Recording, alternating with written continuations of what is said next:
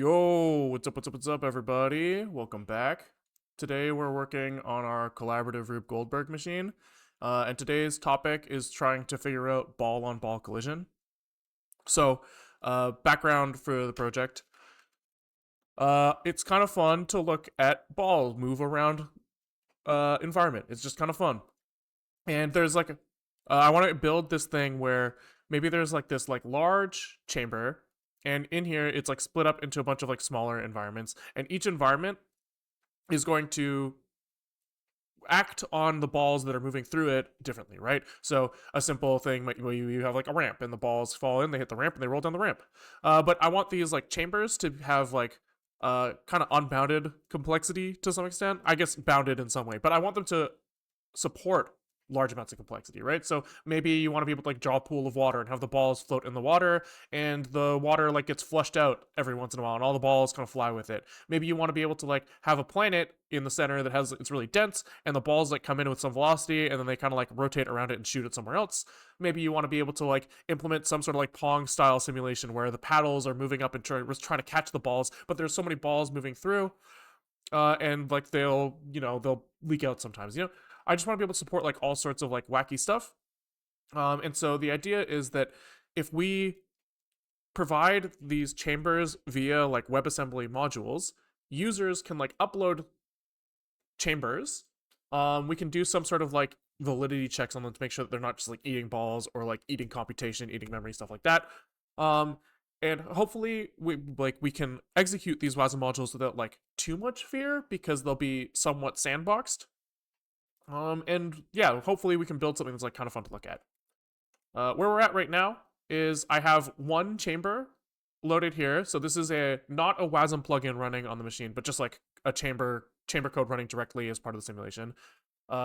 It's doing like physics on the ball. He's like moving these platforms around, and then every frame the chamber like dumps its state, and it gets sent up to like this web browser, and the web browser displays the like WebAssembly module for that chamber is like loaded and renders the state of it in this HTML canvas. And so it's kind of fun. It's already like kind of like brain melting to look at, which is exactly what I'm shooting for. I like look at this and I'm just like I could stare at this for a long time, which is pretty fun. And but like right now our simulation is like pretty hard coded.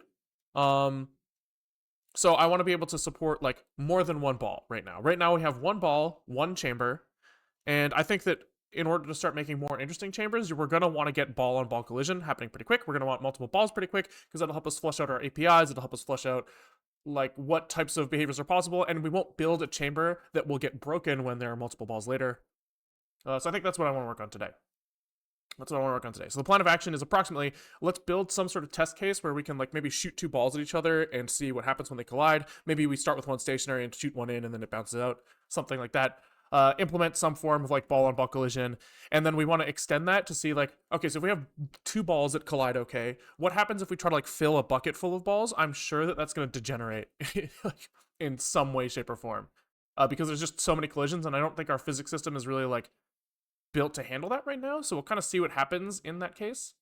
And then if that ends up all working pretty quick, we can like build some sort of chamber that's based around the idea of Newton's cradle. So maybe like we'll have like some chamber and he's going to have like some like pipe full of balls, and these balls will like, maybe a ball gets like fired in here and it hits here, and then this guy gets pushed out. I think that'd be kind of fun. That's the plan. Just curious. So currently JS on browsers can't run this effectively. WASM would help to do this better. So the real reason that I want to do this in WebAssembly is I want the simulation to be running for a long period of time. So I don't want my browser to be the thing running the simulation. I want my browser to be like a view into the simulation that's already running, which is like kind of like a very minor difference. But I like the idea of like logging in 4 days from now and seeing like one of these chambers just has like 50 balls in it, right? It allows you to do like long-term things, which would be kind of fun, right? You would have a chamber that like over days like slowly eats balls, and like he like has like some threshold, and like as soon as like one ball goes over here, you get to like see a chamber open and them all flush into like the rest of the system or something. Stuff like that you can't really do if you are doing it client side, because I'm only going to be opening this like for a couple hours at a point in time. Yeah, okay. Yeah, so that's why. Also, I like the idea I've been like looking for excuse for a while to play with this idea of like a WebAssembly plugin system, where like I know that I've had applications where I want to extend them in some way, and I wasn't sure if like using WebAssembly within like a desktop application really made sense. So it's kind of like a fun way to explore that concept as well. Looks like you had some JS linting. Oh yeah, I mean this was in there before, but it's only when I run my lint script, which I'm not running as part of my like normal build process. So, and it also wasn't catching some of the bullshit that we were hitting yesterday. So I added what was the very basic. I just googled like JS linter and got this guy, but I'm sure that there's something better out there. I'm sure. Okay. Okay, so right now our simulation basically wraps this chamber and this ball. And so I guess we're trying to build a simulation that takes two balls. The first thing we have to do is just make two balls. So let's say for now we'll just make two of them, and we'll call them balls. Simple, simple. And then when we construct this guy, maybe we will put them. Where do we want to put them? We want to put them somewhere. Maybe we'll put them like across from each other on the ground. That seems reasonable. That seems reasonable. Or maybe in the air, because we don't really have a ground right now. So maybe we'll do something, or maybe we'll just make a ground to look at as well. Let's do that. Ground. So the ground is going to be some sort of surface that goes between the left and right end. So we'll say like A is equal to x0, y0, and he's going to end at x0 or x1, y0. Quint.lint.js is supposed to be pretty good, but I'm not sure it's good enough to catch those lint errors. Okay, those typing errors. That's good to know. Good to know. Good to know. Okay. So we have this ground, and maybe we will start the balls, like, we'll have two of them kind of starting at opposite ends of the area, and we'll kind of like start them with some initial velocity pointing into each other. So we'll start one at like 0.1, 0.1 with maybe we'll start it at ball radius off the ground so that it's kind of like flat. We will fire it to the right, so we'll give him some initial velocity of 1.0. And our second ball will be the same, but it'll be starting at 0.9 instead of 0.1. It'll be on the right edge of the screen. And he's going to be going maybe backwards at negative 1.0. And so what we should see is we should see them like smack into each other and basically stop, assuming that they're like perfectly lined up, which I think they should be. I think they should be. We are going to have to give the ground to our simulation, because right now all physics is kind of handled by chamber, but for the purposes of this test, I think it makes sense to pull it back into our main simulation. And we'll say, fuck this chamber. We're not going to do anything with the chamber. We're just going to have the ground there. And if we do this right now, this will all stop working because all of this stuff acts on a single ball. So I guess for now, we'll just do our simulation by walking all of the balls. And just do whatever we were doing before. Yeah. So just do all of this stuff on each ball. For now. Probably later, what's going to make more sense is we're going to probably apply gravity on all balls at once, then clamp the speed on all balls at once, then apply velocity on all the balls at once, right? Because doing these things in that direction will, like, you want like your hot code paths to stay hot, right? Like going through like this chunk of code, then this chunk of code, then this chunk of code, all on this ball, then doing that all again means that like your CPU cache gets a little bit like, he's like, hey, I was doing that before. Why don't I just do all this at once? It's like, he's a little friendlier now. I don't know how much it matters because our whole engine is shit and probably not very efficient anyways, but it is just hand wavy. It's better to do chunks of work instead of one thing at a time. Okay. Does this compile already? It might. No. 315. Right, so when we send these things up to the server, or up to the client, we actually need to send more than one. So this is just going to be balls is balls. And I think that this equals is fine because This is not a pointer. This is like a full-on array. So I believe that this guy will be a full-on array as well, not like a slice. And so we don't need to worry about him getting modified with this mutex being unlocked. This guy's going to take in balls. This guy is going to say, I'm not a ball, I'm a balls. And my balls is a slice of ball. Jeez, what a sentence. I don't know if I ever want to say that again. Then when we send this up to the client, we are going to send it up as balls instead of ball. And our thing is going to be sent as balls and balls. There we go. That probably builds? No. Pointer capture of non-pointer type. Do I need to write an ampersand here? Is that how this works? Okay, cool. So now on the client side, we're just going to change this thing to basically loop over all balls. So this is when we render the balls, we just say for simulation state balls, and I guess we say const ball of this, if I remember how to iterate in JavaScript correctly, which I probably don't, because I don't remember a lot. My JavaScript is shit. But let's just run that and see what happens. This is the most I've ever heard about balls. Your sex ed teacher didn't do you well. Okay, so this is like kind of working. They're not colliding with the ground at all. So we just have to actually do a collision there, which I totally forgot to do. We added the ground object, but we didn't ever do anything with it. So we have to do something like, for each ball, we check physics. I think we have like the ground. We say, hey, what is the collision resolution for this ball? But the ball is, we don't want to collide with the center. We want to collide with the bottom. So we have to do, like, find the ground normal. We subtract the radius. We take the ball position. And we add the ground normal multiplied by the radius of the ball. Yeah. In the other direction. So this is where we are going to collide with the ground.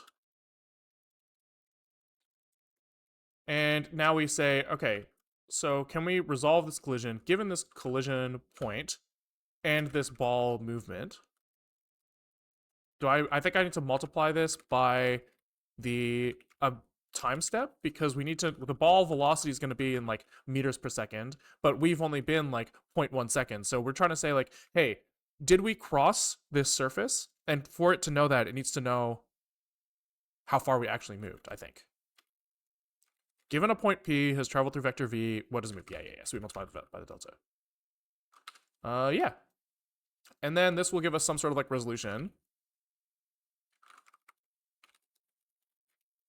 And then we just apply it, which is physics, apply collision for the ball. Here's the collision resolution. And what's the other thing that we need to pass in here? The delta. Object normal and delta. And the delta. Okay. So now I think that this is correct and they shouldn't fall to the ground. And this has to be if there is some sort of collision resolution to be done at all. Yeah. Yes.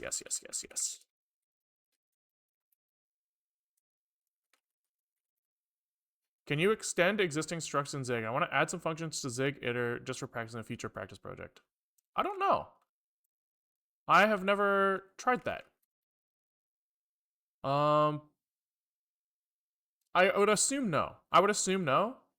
But you could do something like wrap the structure. I don't know if you can even do something like in C++, you can like inherit all of the functions from some class you inherit from. I don't think you can do that in Zig either. I don't think. But what do I know? I learned Zig like a month ago. And I've just been doing, I just Google things as I go. So just because I don't know it's possible, it doesn't mean that it's not. Okay, did I fuck up their initial positions? y ball radius velocity -1. Oops, here I put my y is 0 instead of oh no, this is ball radius. Can we reset the simulation after some amount of time so that we can see the beginning? So we can do like if how do I want to do this?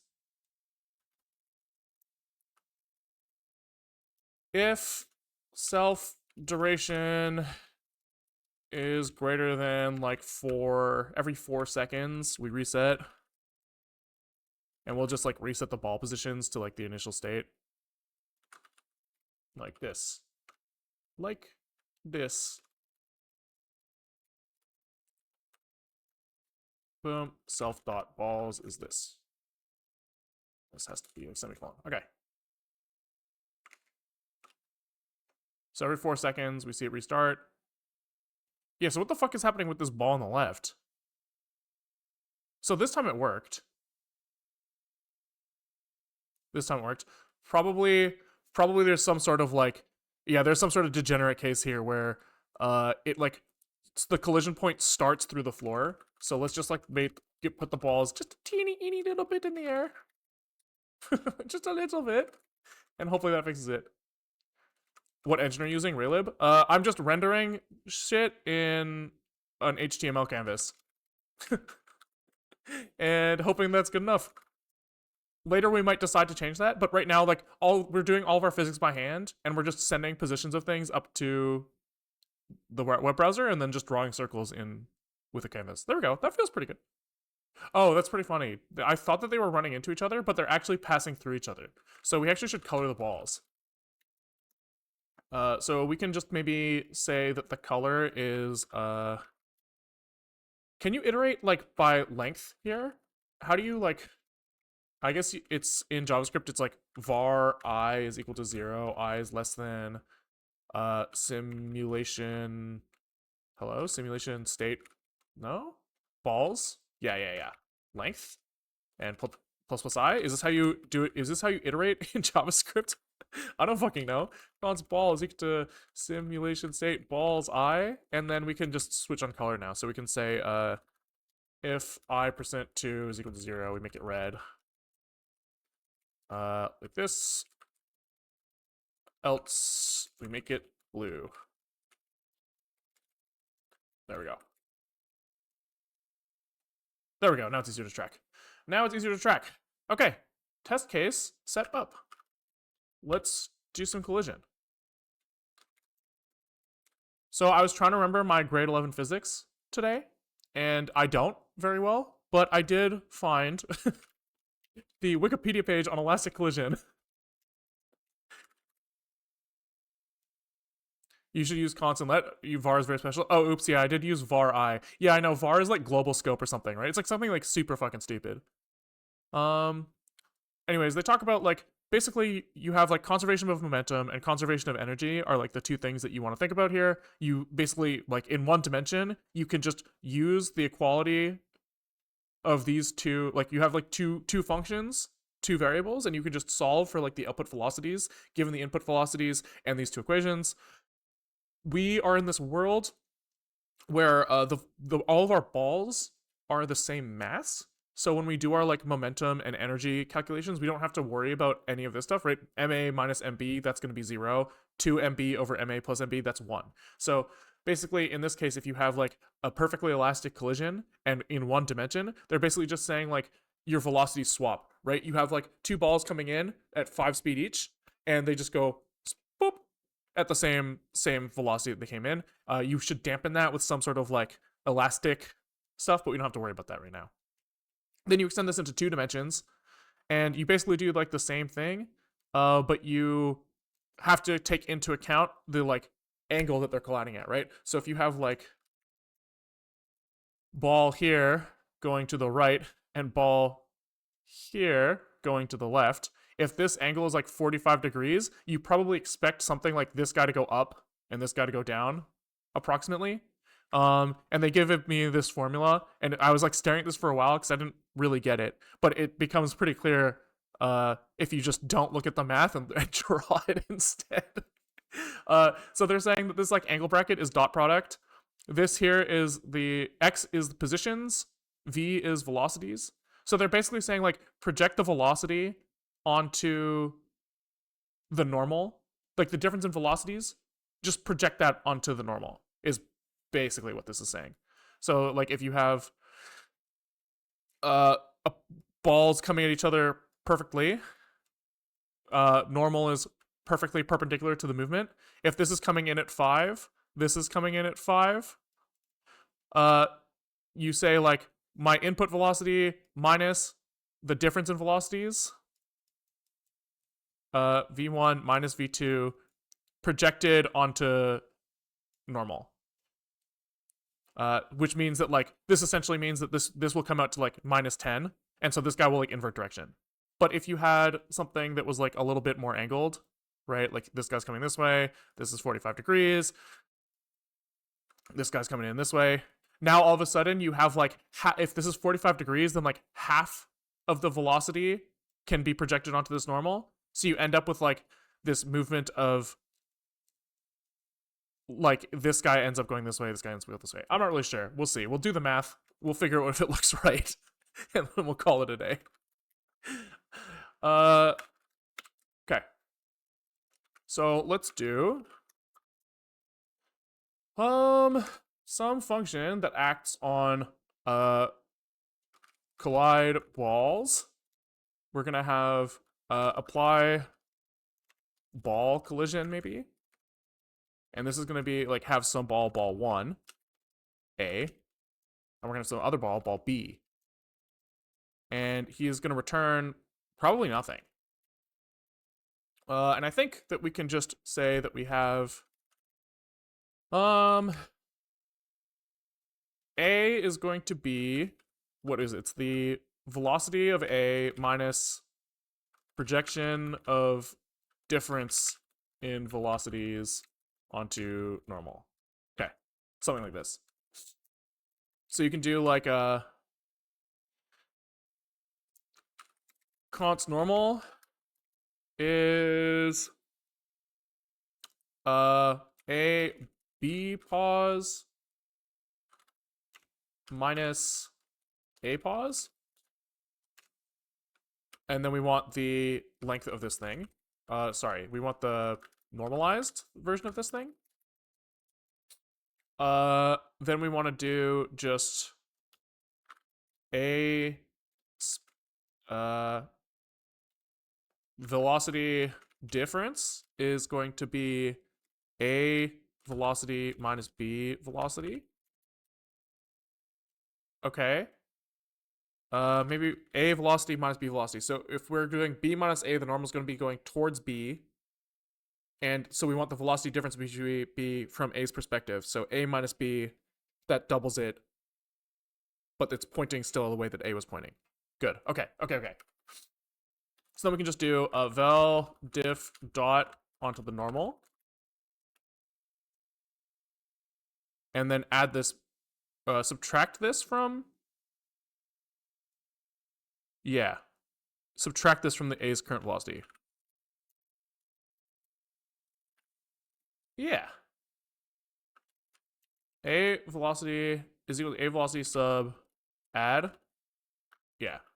We don't have a sub. Maybe we should just add sub here because it's fucking simple. Okay. So then we can say a velocity is a velocity sub the velocity difference. Yeah. And then we just do the same thing for b.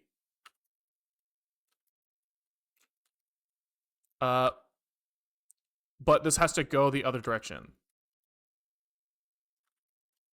But I think that's fine. I think that's fine. This sub doesn't work. We need to do this needs to be multiplied by the normal. Yeah. Something like this. So everything here gets inverted. So n dot mul the negative vel diff dot n, maybe? I'm not really 100% sure here. Let's think. So the b velocity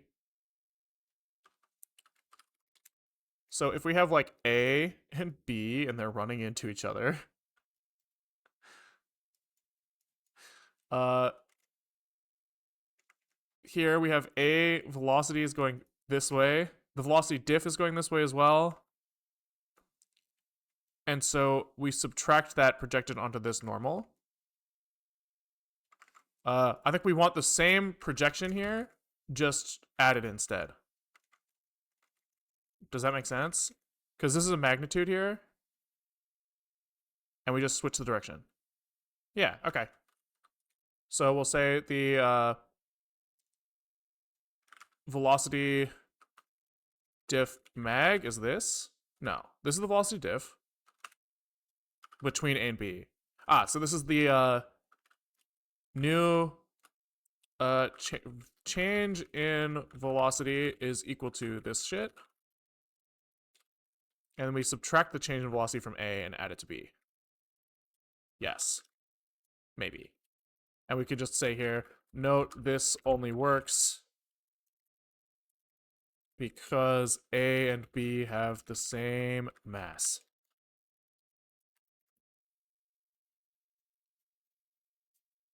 Okay. I'm not 100% on this, but I'm not 100% on this. Or sorry, I'm not 0% on this. That's what I was trying to say. Now, after we change the velocities, the balls, like, at this point in time, we're going to do something like the balls are like have moved into each other after some applied velocity. And so we also have to push them back out to get them out of the way. So I think that we could just do we take in like the amount of time that's passed. And we just push them back out. Yes. So we can just say a dot pause plus equals a dot velocity multiplied by the delta. And same with B, except this doesn't work that way. We have to do function calls because we don't have operator overloading, which is good. I hate operator overloading. Fuck that shit. And I think that makes sense. I think that makes sense. Maybe. Maybe. We can apply the ball collision now if the balls have collided. So here we're going to say something like, for all the other balls. So we have to know actually our ball index. So we're going to say for 0 to self balls len. Oopsies. Oopsies. We are going to say that we're going to take in the index of ball, and we're going to say const ball is the pointer to self balls I, like this. Cool. And then we're going to do a second loop where we're going to check collision with all other balls, which is like maybe fucking stupid. Because that's n squared. But we don't have any like intelligent data structure right now, so get fucked us. Right? I think normally what you would do is you would try to like segment the world in some way, right? Where you have like all of your balls kind of like spaced out. And like you kind of know if you were to like group these guys like this, you would know that this ball can't be colliding with any other ball, because you know that there's no other balls in this quadrant, right? So I think that they do things like, I think I've seen the term like bounding volume hierarchy to kind of talk about this type of thing, where you kind of like break the world down to smaller and smaller chunks, and so you only do like finite collision checks on things that are close by. But we're not going to do that. We're just going to say, we're going to look at every single fucking ball.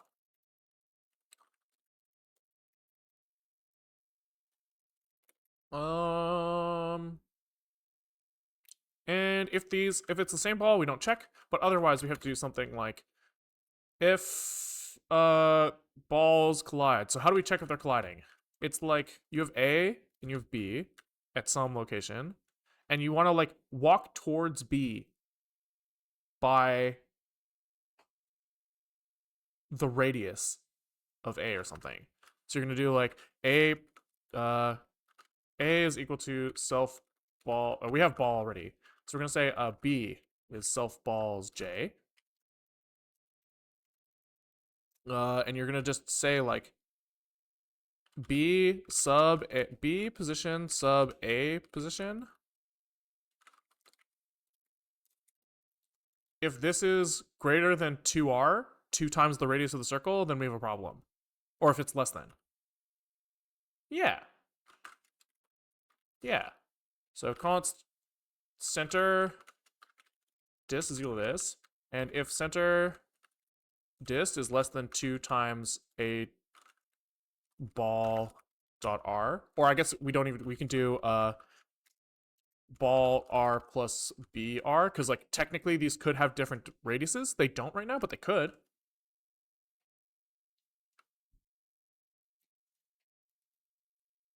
I would write range as I plus 1 len for inner loop. Yeah, because we are applying to both balls. You were right. Because if you had anything before I, you would have handled it in a previous iteration. Yeah, I think you're right. I think you're right. Then here we apply the collision. So we just wrote physics apply ball collision, and we just pass in ball, B, and delta. And let's fucking see how fucking broken this is. It's gonna be broken. There's no fucking way. Of course, it doesn't even compile because we can't subtract velocities. Those are structures. We wouldn't want to subtract structures. We actually need to say sub here. Boom. That's not my web browser. Where is my web browser? I'm lost. Why are there like fucking 18,000 color paints open?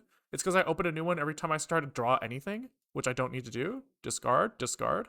Where the fuck is my web browser? Refresh. Okay, let's see. Okay. That's somewhat reasonable. What the fuck was that? Oh my god. What is happening? Okay. Let's start looking at it. Okay, so that's fine. Fine. Okay. I don't know what the fuck happened there. There's some instability in the physics. I think that like the ball can fall through the floor, and if the ball falls through the floor, then it like comes back in the top and then just starts like jumping all over the place. But this is okay so far. Now, what would be nice is if we could test kind of the like angle bumping stuff. So I think that maybe if we like disable gravity, if we disable gravity, we should be able to put them in the center and have them like bounce, like kind of, we like if we disable gravity, we're essentially a top-down view. I think we can think of it that way. I think.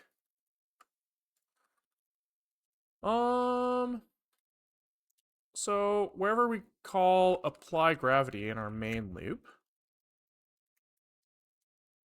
I think we can just turn this off. And then instead of starting them on the ground, we'll start them in the middle. So y will start at 0.5 on both of these. And we actually have to do this in 2 places because I just copy pasted this like a fucking dumbass. And instead of fixing that problem, I'm just going to propagate the problem and do it again, and I'm just going to have to think about this over and over and over and over again. Now, actually, let's start here, and we should see that they kind of like float in the center of the screen. Yep, except for the fact that, whoa, what the fuck? Oh, am I not resetting their y velocities? What is happening? Velocity x, y, and then on reset. Oh, on reset, I changed one of the position of one of the balls. That's funny. Oh, and I gave him y velocity as well. Oh, because I just fucked this up. I see. Let's try that again. Okay, so that's good. 0.5 actually isn't the center, which is kind of odd as well because everything is normalized to the width. So we should actually be doing like, I think this is 800 by 600, which is 4/3. So we should be doing half of 3/4, which is 0.75/2. I think that will center it. And I'm going to do this in 2 places instead of 1 place because I didn't fix that problem 30 seconds ago. And that's going to become very annoying very quickly. Do I really need to write over 2.0 in all these places? That's annoying. It's also really annoying because they're not really close together. If they were closer together, it wouldn't be such a problem.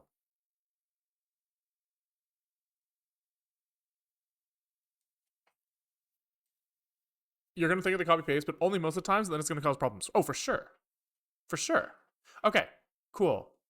So now we have these guys kind of floating in midair, and we should be able to... Did they just swap position? What the fuck was that? Oh, they do swap position sometimes. Why?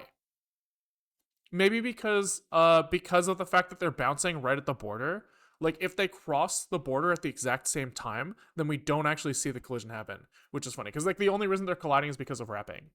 Right? If we turn off apply wrap, it won't be doing that. They'll just collide and then bounce away forever. So we can do that and then just reduce the duration, and then before reset, and then that's maybe what I want to be looking at right now. Maybe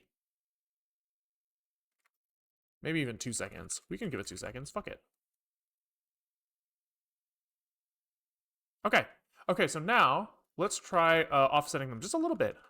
Just a little bit. So we're going to say that the Y position is going to be this plus the ball radius over 2.0. And this is going to be minus the ball radius over 2.0. And then I think that they should be... Okay, that did something. That didn't do what I thought it would do. I expected to see a 90-degree turn, but it could be because I fucked up the math here. I think it's supposed to be ball radius over root 2, not over 2. Because... Let's think about this.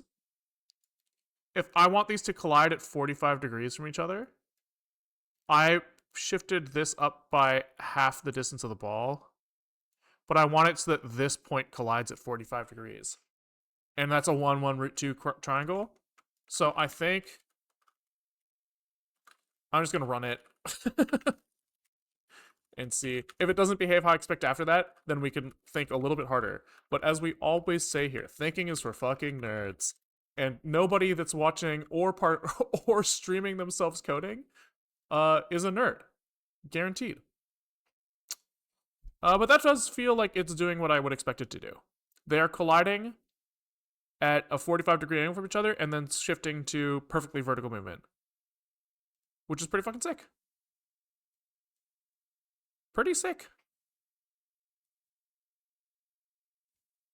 Yeah, I think that's working. I think that's working. That went smoother than I expected. But let's try adding a bunch more balls. So maybe we can start. What's the best thing to do here? Best thing to do... Sorry, I'm just thinking. A bucket seems reasonable. Yeah, let's do that. So maybe we will change our ground here to not just be the ground, but he will be the ground and a bunch of the ground's friends, like the walls. The walls of the chamber. Maybe we'll just add walls manually. That seems fine. Surfaces. Collision objects. Fresh water, thanks for the raid. Appreciate it. What's up, you guys? What is up, everybody? What is up? For those of you who are just coming in here, we are working on what is supposed to be a collaborative Rube Goldberg machine. So let me see if I get stash here.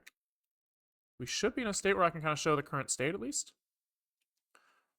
But we have like this set of moving platforms. There's a ball here. The ball hits the platforms and he bounces off and he rolls around. Now what's kind of interesting here is the platforms are defined completely by this like plugin, right? So we have some WebAssembly module that is rendering these platforms in the browser and applying physics on the server. So we're actually running it in two places. And the idea is that in like as we move forward, we're kind of hoping that we're gonna add some sort of interface where people can upload their own WebAssembly modules, and there will be like a grid of chambers all next to each other, and the ball will move through all of these chambers, and each of the chambers can apply some other action to these balls. And that's what we're working on. I don't know if I explained that very well. I apologize. And so what we're working on today is we're trying to add like more than one ball. So we just implemented this like collision of two balls onto each other. Let's see if it's fuck. It's not running because we're in a bad state. Yes, I really want to save. It's okay. Trust me, Vim. I'm totally fine with that. And so here we see that like we fire two balls in from the side, they hit each other at a 45-degree angle, and they go back up in the direction you would expect. So overall, we have like some form of collision on two balls, and now we want to see, okay, can we add like more than two? What happens in that case? How does shit fall over? So I want to make a... Right now we only have the ground in our simulation. Let's add some walls.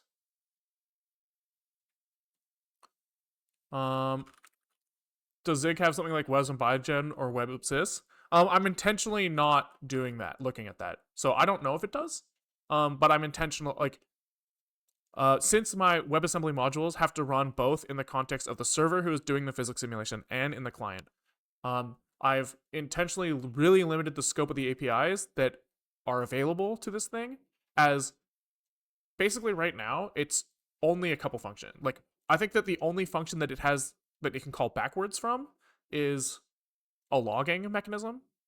But in terms of like, we kind of want to limit these things to only being able to do math effectively, because since we're going to be running this on like my machine somewhere, I don't want like user code to be able to like call some browser function that is also implemented through WASI and like escape the sandbox in some way, shape, or form. I just don't want to like worry about it. So I'm not using it.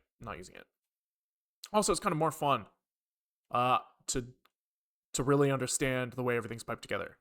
It's just more fun. Okay, so we're gonna have three surfaces now, not just the ground.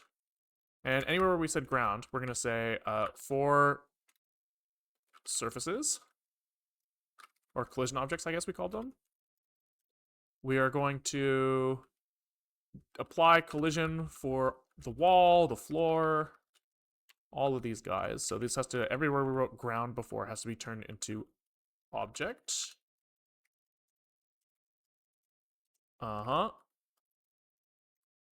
And ever played the game Incredible Machine or Incredible Team Machine? Nope, I have not. Should we look him up?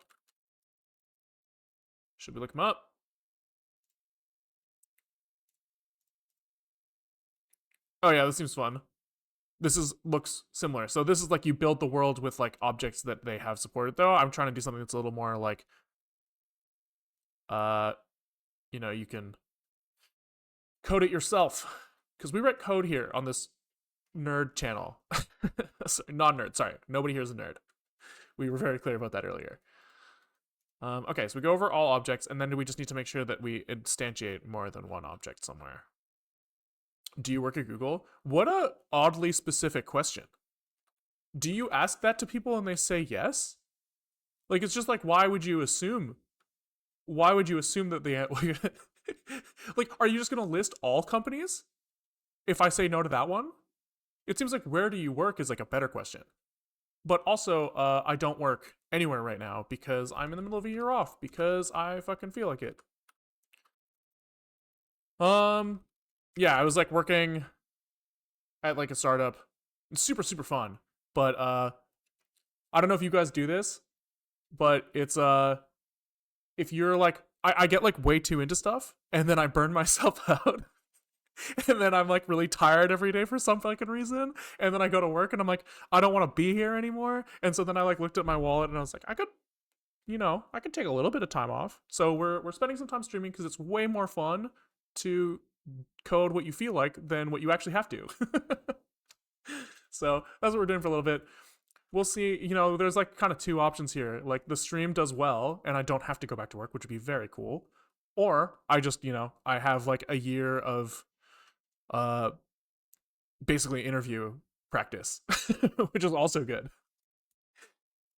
Burnout can be hard to overcome. Hope get better. Oh yeah, I mean it's like I think that I shouldn't calling it burnout feels like a little extreme, to be honest. I was just kind of tired. I don't know, like, because I think the people who go through like real burnout probably feel a lot worse than I felt. Uh,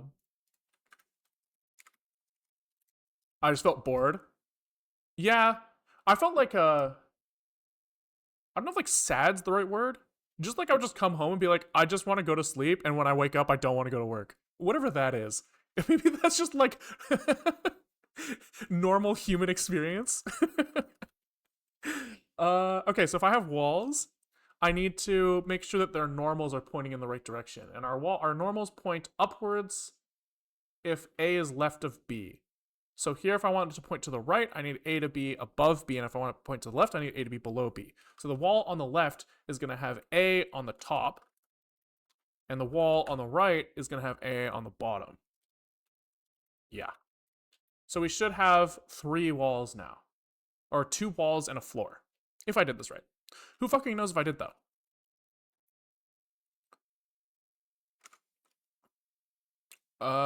Okay, yeah, that looks right. So they bounced off the wall when they collided horizontally at the beginning. Let's add gravity back. Fuck this 0G shit. Yeah, okay, that looks like it's working. So these balls come in, they bounce off each other, and then they hit the walls in the ground. And now we should just be able to add a bunch of them and just see what fucking happens. Let's see what happens. So maybe we'll add like 10. And maybe initialization of these things now should be a little less explicit. So maybe we'll do something like of function make balls.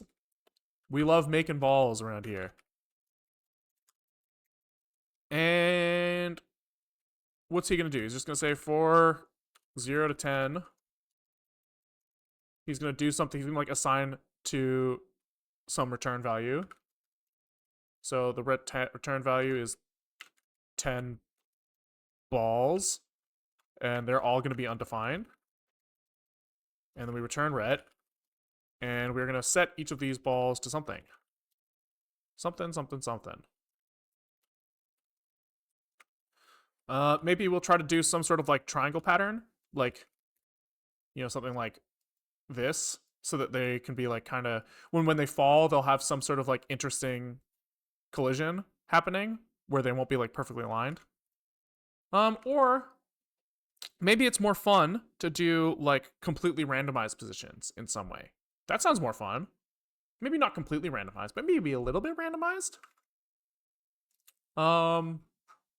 So maybe we'll do something like like we could just do one vertical column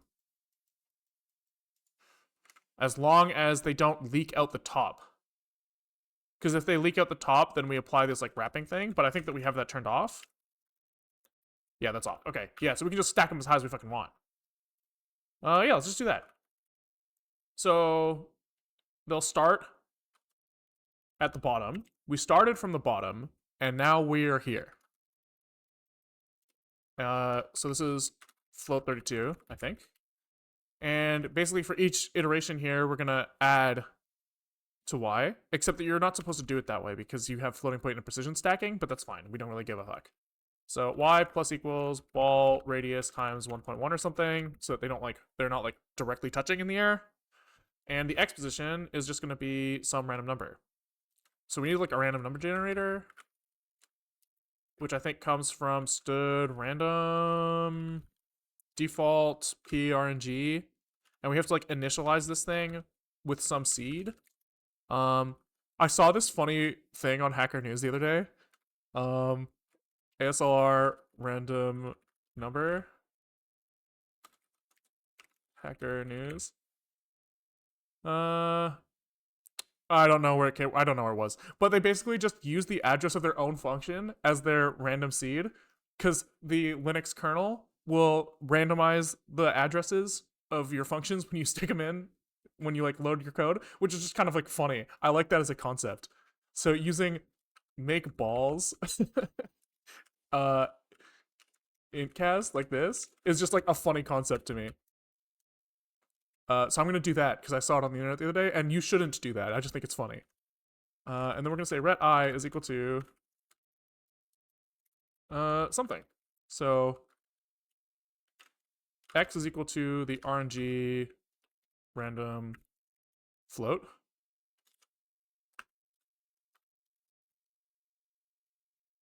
Get random int, return 5. Yeah, perfect. And the y is going to be y. Yeah, sure, fuck it. Expected 10 array elements found 2 because I just didn't call this function anywhere, of course. Why would I? Alright. And then we do the same thing on our reset.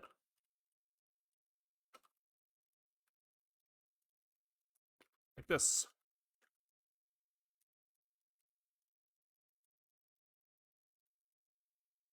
Until someone can find a compiled version with ASLR disabled, can make cheats for multiple game. Yeah, I mean, obviously you shouldn't do that, right? Obviously you should like get a proper random seed. But I just thought it was funny, and it's not even working. So, what if we put a thing here? Expect integer founder. Fine. There's probably some sort of like zig casting we can do, but fine. We'll get some reasonable seed. Is it this? Yeah, it was this one. Let rand equals main as usize. I just thought it was funny. What do you mean Rust doesn't ship with rand built in? He's so fucking stupid. Okay, fine. We'll use a proper random seed. Stood posix get random, and we fill some usize with this. So var seed is a usize undefined. We call get random with the seed. Can this fail? Yes, it can. So we have to write try here, and then we init this thing with the seed. Fine. Fuck. Because this seed needs to be like stood mem value as bytes somewhere, as bytes like this. Boom. We need to take the ampersand here, probably this, maybe. Oh, expected type this, found error, right, because this can't fail. So we'll just say catch panic because fuck off. I don't really give a fuck. No field name x in physics ball, because this is supposed to be ball pause x. And so our, we have like radius is equal to ball radius, and then velocity is equal to, we'll start them with 0, I guess. I'm fine with that. Expected 1 argument, found 0. Because this doesn't know which type of float it's supposed to be. It's supposed to be a 32-bit float. And now when we refresh this thing. Okay, so things are falling through the floor. That's not good. Also, they're like really fucking jittery. Also not good. Why the fuck do they feel like that? They feel so gross. Drug withdrawal. Okay, so the falling through the floor, I know what that problem is. The falling through the floor is we have like our surface, right? And we basically every frame we check if the ball went through the surface. So we like check like the bottom point of the ball, and we say like after we apply our movement, is the bottom of the point of the ball below the floor? Now if it says like no, then we like move on with our lives. But then we check, does the ball hit another ball? And the ball hits another ball, and the ball is like, oh, I'm like a little bit above you, so I'm gonna push you into the floor. And we just don't check that. And so then the next frame, he's like underneath the floor again, and then he just falls out forever. So we have to fix that. I want to double check if they look fucking stupid if we only have one ball. So maybe we'll do something like this. We'll say const numballs is we'll go back to 1, and then just everywhere we have 10 balls, we'll write numballs. Which I should have done to begin with. That's fine. So now we should see 1 ball. Now I just want to see if it looks like fucking stupid when it hits the ground as well. Oh, maybe it's because they're starting so fucking low to the ground. Like, maybe I'm just like, I'm expecting something different. So let's maybe start the initial Y as like ball radius times 4 or something. Start them up in the air a little bit. Yeah, that feels okay. Let's go back to 10 balls. Or maybe we'll up it slower, 4.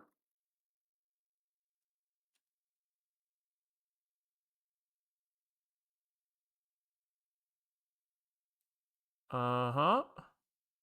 They should be actually, there's probably something where they're spawning inside each other and that's causing some problems.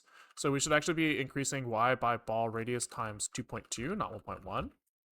Or maybe 2.1 would have been fine, but whatever. Okay. Okay. That feels not too bad. We could like maybe dampen the ball ground collision a little bit. And let's just fix the fact that they fall through the floor. Which I think is easily fixable. I think that's easily fixable. I think all we have to do is say for 0 to 60, check our collisions.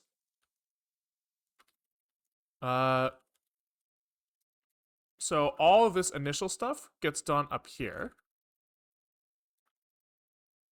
For each ball, we do this thing. We apply velocity and stuff once. But then we do our collision checking a bunch of times. And then we can just say, hey, was there any collision?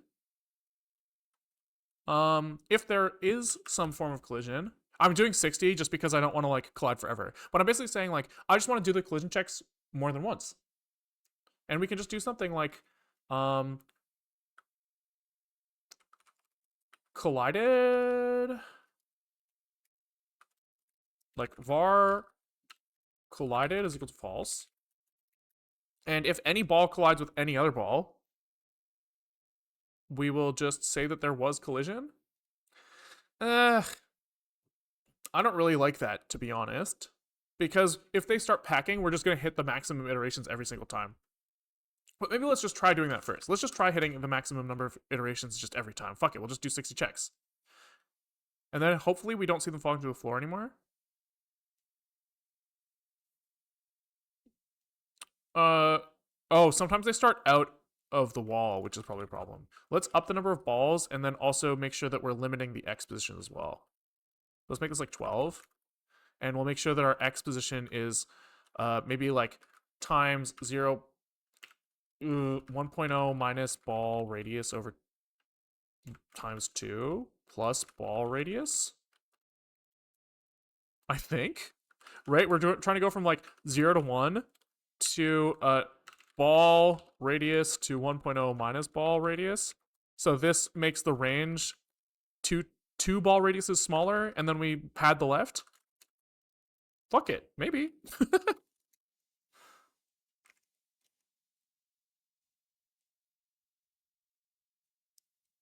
Okay, let's like slow it down. I don't like how fast everything's moving. It makes it hard to see. So we'll pretend that the world moves slower. So every time we sleep, we say, hey, how much time has passed since the last time we ran physics? And then we'll just lie. We'll just say that it was 10 times less time than it actually was. And we can see more. Although it also means that our physics simulation gets like 10 times more accurate.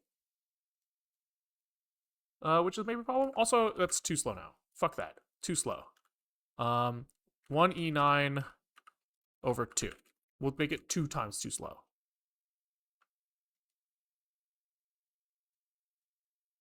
Oh, is it resetting often? 1 Mississippi, 2 Mississippi, 1 Mississippi, 2 Mississippi. There's some degenerate case here where it like explodes when it shouldn't. Right there. Whatever the fuck that was.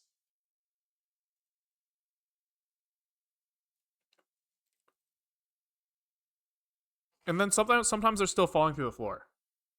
So yeah. Whatever that is, they're like exploding off the edge. That's very funny. We must not be pushing them out of each other correctly. In some cases.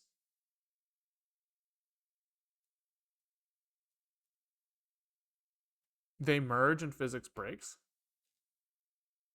Oh, like another ball pushes them inside each other and they don't correctly eject themselves out because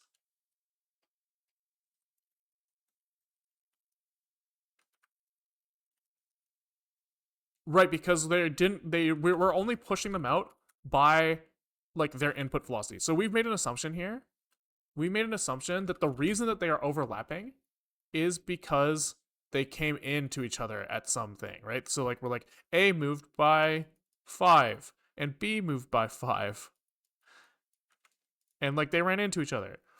And then we went and we said like, "Oh, okay, but because they collided, we need to push themselves out." And we like resolved that amount assuming that the amount that they're overlapping is related to their input velocities. But that's just not true. That's just not true. So maybe what we do is we just move them so that they're not colliding anymore. Right? So we just take like how much are they overlapped and just move them out instead of doing this.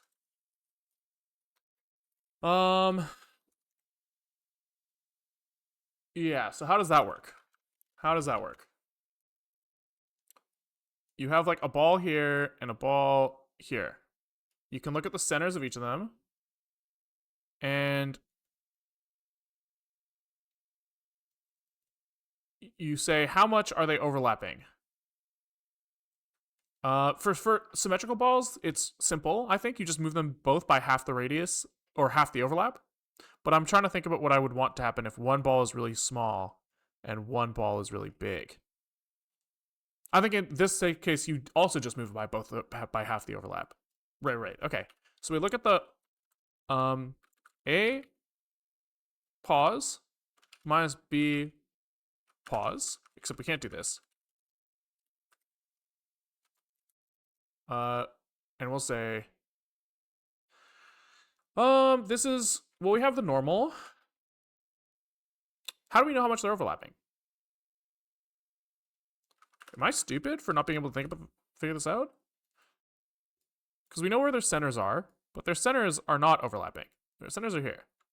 And so we say, hey, if I move in this direction towards the other ball, at what point do I hit its edge? Yeah, so you do A plus normal times R, and then B minus normal times RB. Yeah. And then these things will like go past each other in some direction on the normal. Yes. We could also, does this get easier if we like rotate the space a little bit? Right? Like these guys are colliding like this, but you can kind of just say that you have like some distance apart of their centers and then pretend that that's along one dimension. I like that. So we say, we subtract their positions from each other and we get the length. Yeah. Okay. We get their length. And we say, var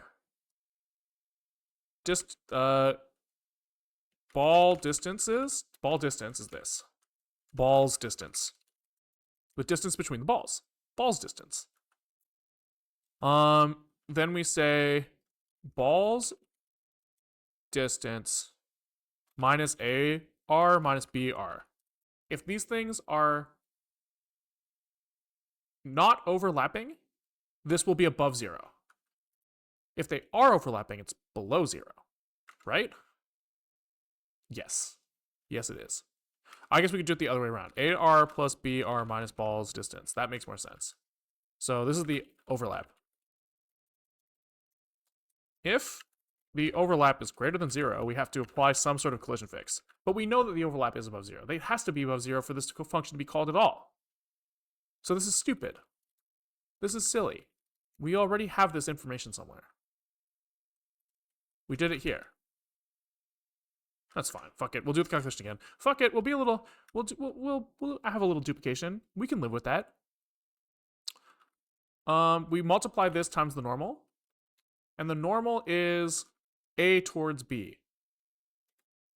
So B position is equal to B position added to overlap over 2, overlap over 2 multiplied by the normal. Yeah. And A is the same, but in the other direction. Yeah. Yeah. And then we don't do this shit. Which means that our apply ball collision doesn't need delta anymore. All right, let's see what happens. Unused function parameter delta. It's not in there. I removed it. I didn't remove it. I thought I removed it, but I didn't. It's a hard life over here. Where's my web browser? Here. All right, let's see if that like explosion shit still happens.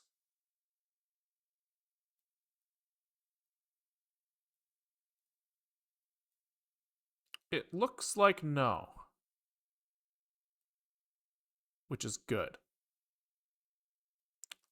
Yeah, that doesn't look too bad. Do they fall through the floor ever still? Oh, there. That one definitely made it through the wall. I actually don't know what happened there. Oh.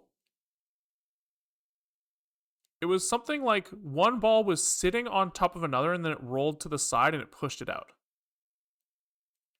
I wonder if we can like reconstruct that case simply. It would be nice to have like some sort of like recording replay system where you could like step slowly through with what happened.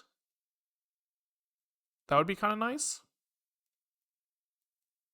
But do I want to implement that now? Do I want to implement that now? It seems like there's no fucking way that that won't be like eternally useful. Right?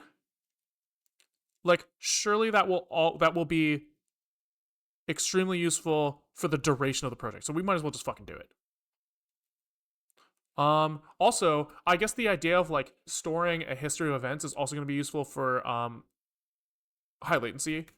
I've been thinking about this a little bit because I rented this server and ran this on there, and it was awful because if you just do like any amount of latency, it just looks like shit because like we don't do any like intelligent buffering here. So having like a history of events, like as we work towards the recording system, we should also think about this just a little bit because I think that if we were to just like adjust our requests to say like instead of being like I want the current state of the simulation right now and then I render it, what it should do is it should say, hey, I last rendered this timestamp. Could you give me all of the things that happened since then? Right? So that's kind of related to this concept of like a recording system, but not perfectly, but at least a little bit. Buffering, get better internet, nerd. I mean, they're just like if your server's on the other side of the fucking continent, what you gonna do?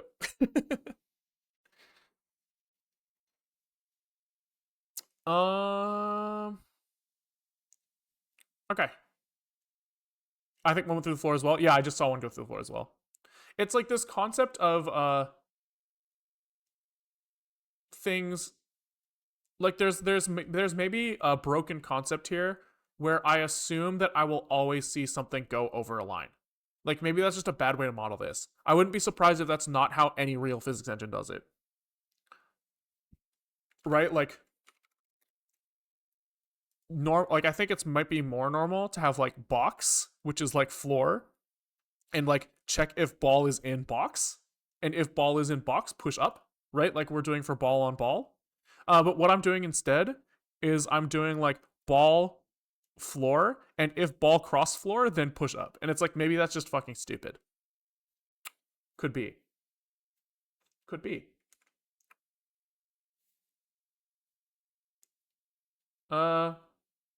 But yeah, let's do. I'm trying to think of like the simplest way to do a replay system that like makes sense. Because it would be nice if you could have like a deterministic replay, right?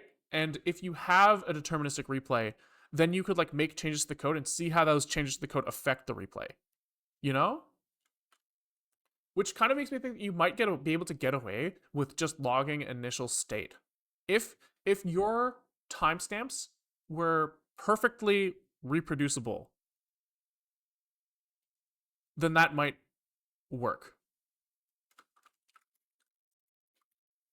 So if in one frame the ball passed through the line and the center of the ball up behind the line, it can explain why it completely crosses. Yeah. I think the fact that it crosses makes tons of sense to me, but I'm trying to figure out in what situations it crosses.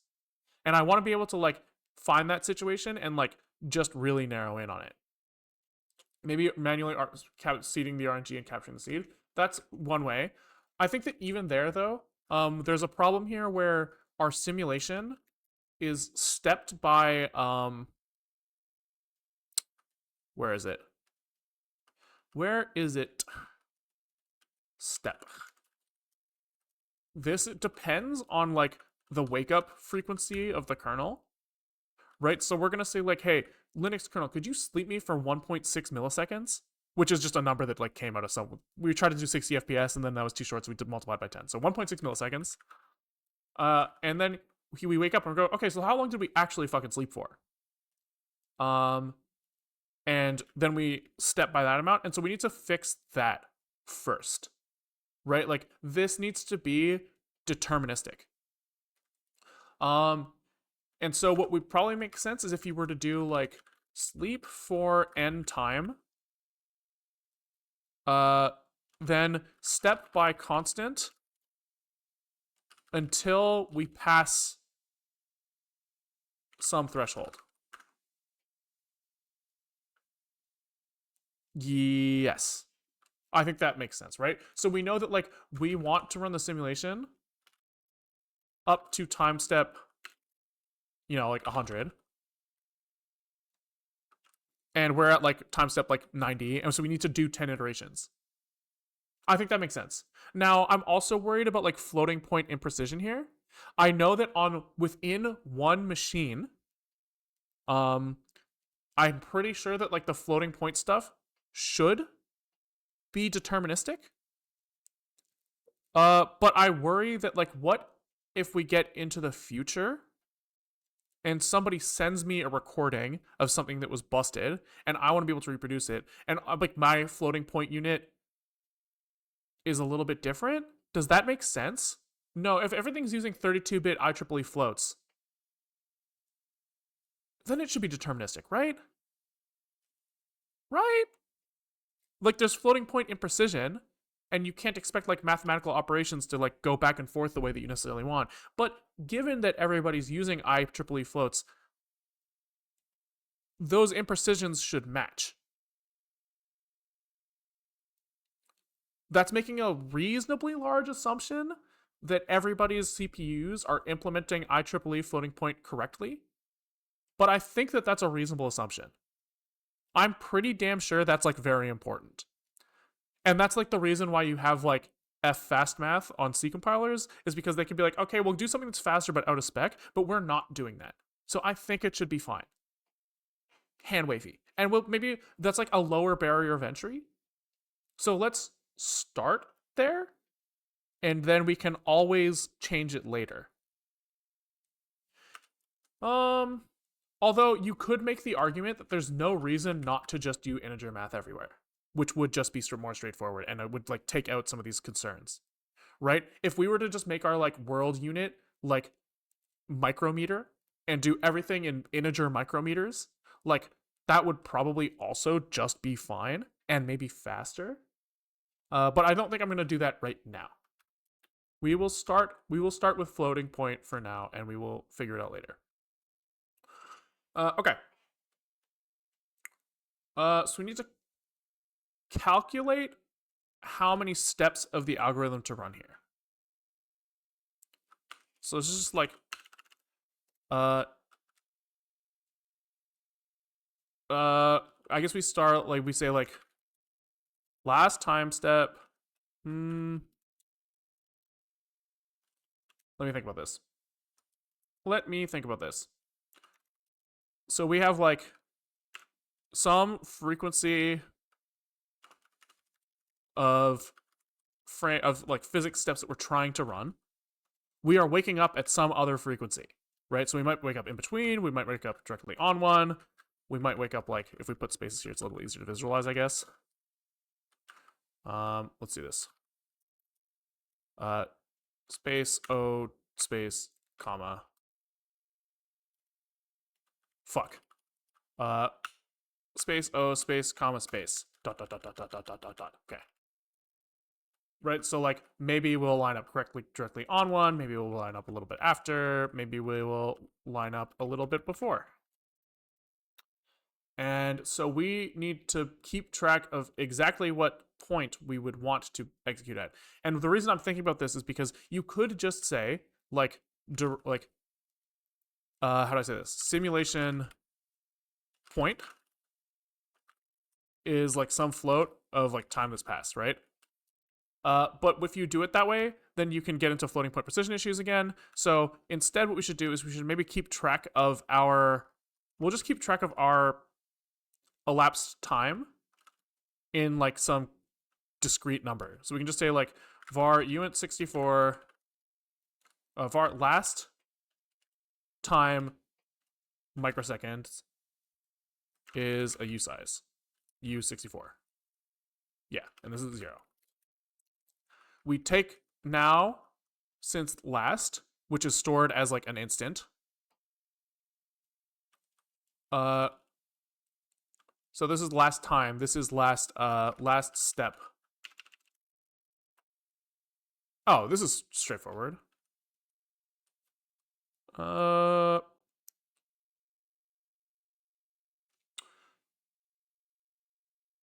Last sim step US. Yeah. This makes sense. So here we say that the last sim, maybe we just store this in nanoseconds. Does that make sense? Var start is an instance. I think I'm overcomplicating stuff. We have start is an instant. Yeah, okay. We have start. We have now. And we just need to execute the number of steps that we haven't executed yet. So we'll say var num steps taken is u size 0. And every time we do an iteration, we say for something, steps to take, we step by our constant delta. And then we just say num steps taken plus equals 1. There we go. We're getting there. Const elapsed time is now since start, and steps to take is however many steps have happened since that elapsed time. Yeah, something like that. The step length in nanoseconds is 1,666,666. Right, yes. So we just multiply this times the num steps taken.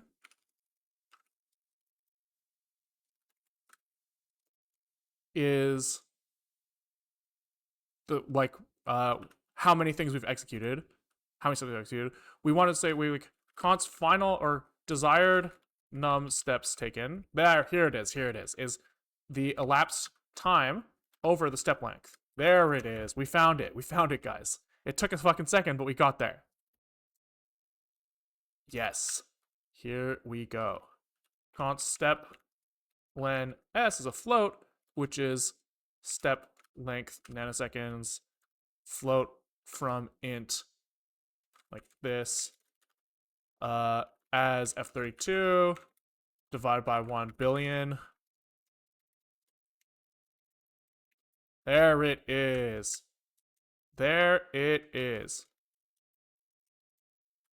Step length nanoseconds. Yep, desired number of steps taken is this much.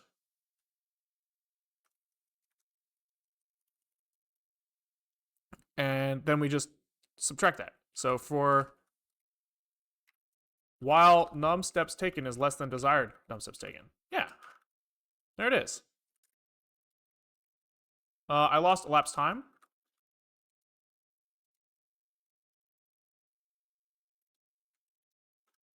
There it is. And const elapsed time ns is equal to now since start. There we go.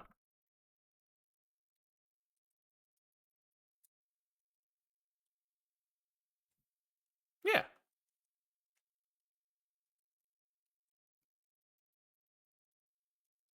Yeah. Sure.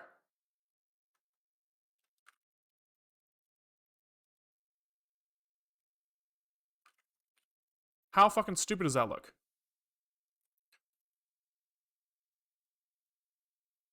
I think that's behaving correctly.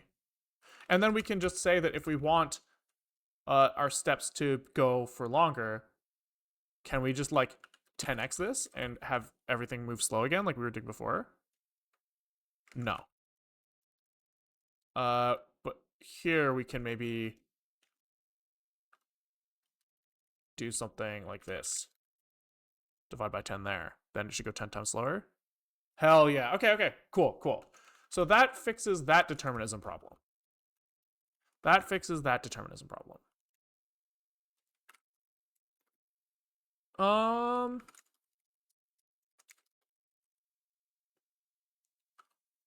dun, dun, dun. Oh, that's so funny. What are you using to mark step? Yeah, I actually that's really funny. I filter that out because like I didn't even notice it was there because like this happens to me so often. But when you search in NeoVim, it like automatically persists the highlight, and you have to press a button to clear it. I don't remember what the command is. Oh, that must be terrible for you guys to look at. That must have been really frustrating. Oh, LSP buff clear. Oh, I use no HL. It's no HL is the one. Yeah. Okay. What am I doing now? So this is now deterministic. We now think everything should be deterministic if given some initial input state. Other than the fact that we are randomizing the position of the balls. But I think we want this randomization. We just want to be able to write down what the randomization was so that we can replay it later. Which means something. The simulation must have to be like initialized from a saved simulation state. Where is this PRNG used? Nowhere. We can delete this. That helps.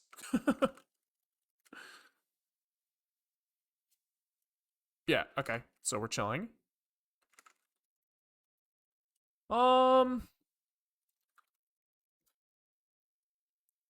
Okay, this stuff is all like kind of like part of the code. So I think all we need to write down is the position of all of our balls and how many steps we've taken. And the chamber state, but the chamber state also isn't being used right now. Sure. Okay. So does this even make sense? Do I even care about this? Because we were doing this because we had some degenerate case. But now that it's completely deterministic, we could just write down which step we're on. As long as we seed our PRNG for the ball state correctly. Yeah, let's do that. Let's do that.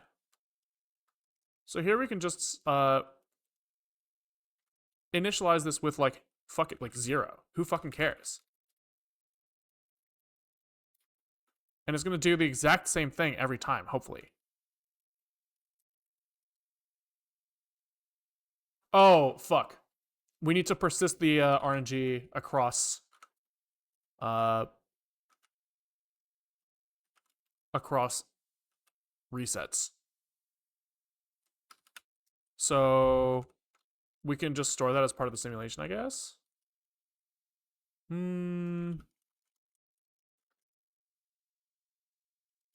Maybe we'll just make it a global. Doesn't fucking matter. It doesn't actually matter.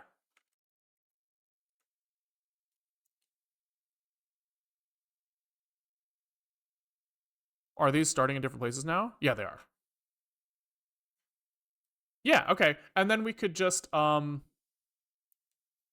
we can write down which step we're on, and then just try to reset to that step at some way. Yeah. That sounds right to me. So here we can just say std debug print step is d num steps taken. And then we should just be able to say here when we start the simulation, we can say initial step is a usize, or this should be u64 probably, to be honest. And we can just say, how do we want to do this?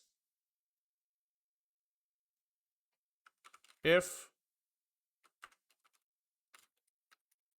num steps taken, oh, here, the desired number of steps taken is the minimum. We want to like offset everything by initial step.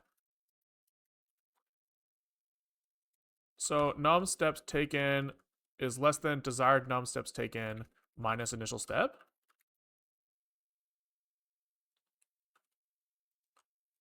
So this is going to start like at 0. So this is just initial step plus this. Yeah. And then we should be able to rerun the simulation and like feed that number in as an argument. So we should say like initial step is a u64. And we can parse this thing out as an argument where we say initial step, except he will be maybe optional, right? Because maybe we want to like just normally run it normally. This should have a dash here instead of a thing.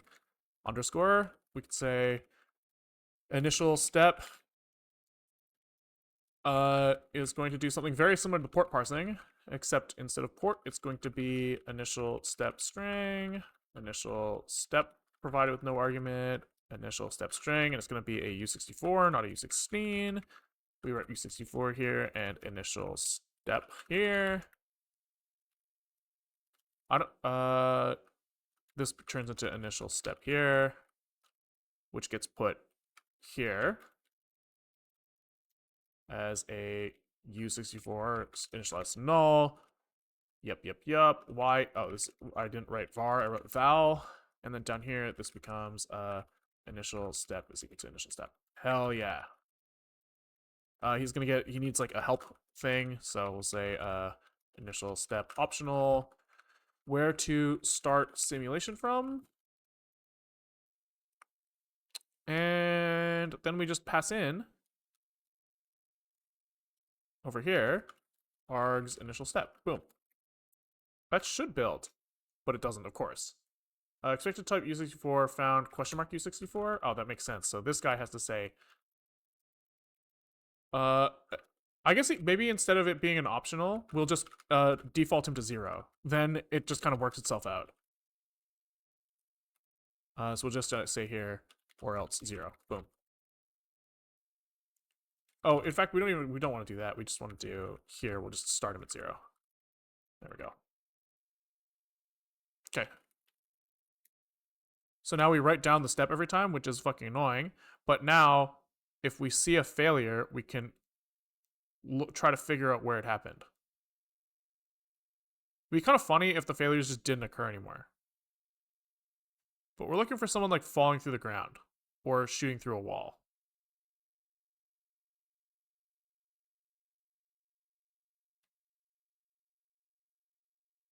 You need to run the random float function the same amount of times, but we are, because the random float function is only called from stepping the algorithm. So I think it's fine, but we can double check, right? Like if we are at 20,000, can we like just take a screenshot here? So at 24,515, we should see this. Copy. And then we'll just say in our code, we'll stop at 24515. So we'll say if and num steps. Now, how do we say this? We want to stop at 24515, which is done by. Oops, fuck. If num steps taken is greater than or equal to 24515. Did I paste that image? I did. Break. There. Now we will never, ever, ever move past that iteration. And then we can seed our thing. I can't remember what it's called. I forgot the argument. Initial step 24510.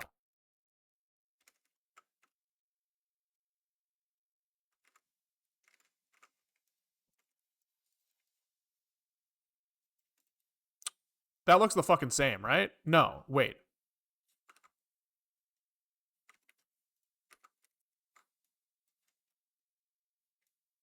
This is not the same.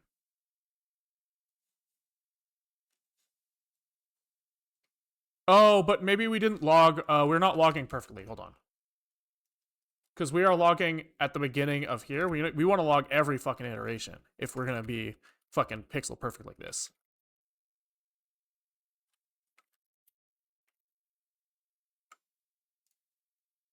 Oops. I want to do initial step 0 here. And then can we maybe go back here, refresh? Oh, fuck, I refreshed the wrong window. Here we go. Okay. So we'll just grab a screeny at 7874. Okay, so we have some proof here of what it should look like. And then we can just say initial step. Oh, we need to pause at 7874 now. 7874. And initial step 7873 or something. Okay, refresh.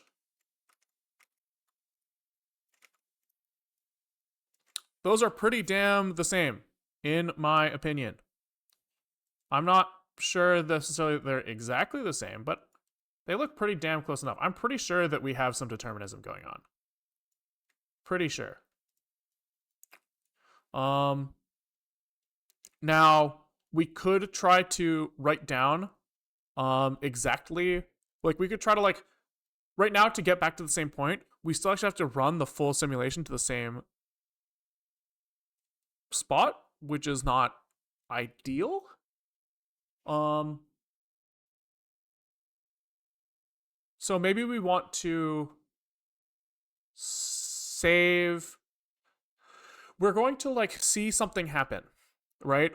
So we're gonna be like look for some problem, and we should probably try to like save that thing. And we're gonna want to like adjust the physics. So any physics adjustment that we make is going to change the behavior of the simulation. So we actually want to snapshot everything at one exact point in time that is as close to the problem as we can find. So maybe what we do is we keep a buffer of the last like 3 seconds of all time, of all things that happen, right? Then we write down every step within those 3 seconds. And then when we try to replay it, we can like search for like the closest initial state.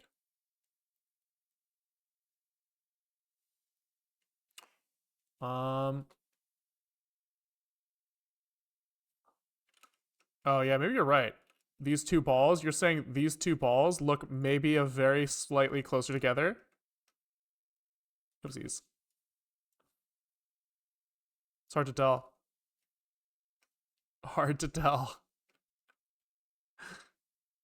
Could be like, oh, red, blue on the bottom. These two over here.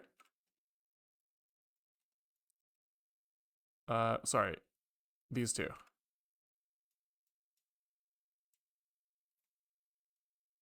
Yeah, I see what you're saying. They do look a little different, huh? This is 7874. What does it say in our image? In our image, it was 7874. Yeah, I'm a little bit concerned there, huh? I do agree that it does not look 100% the same. What about, like, these two blue balls?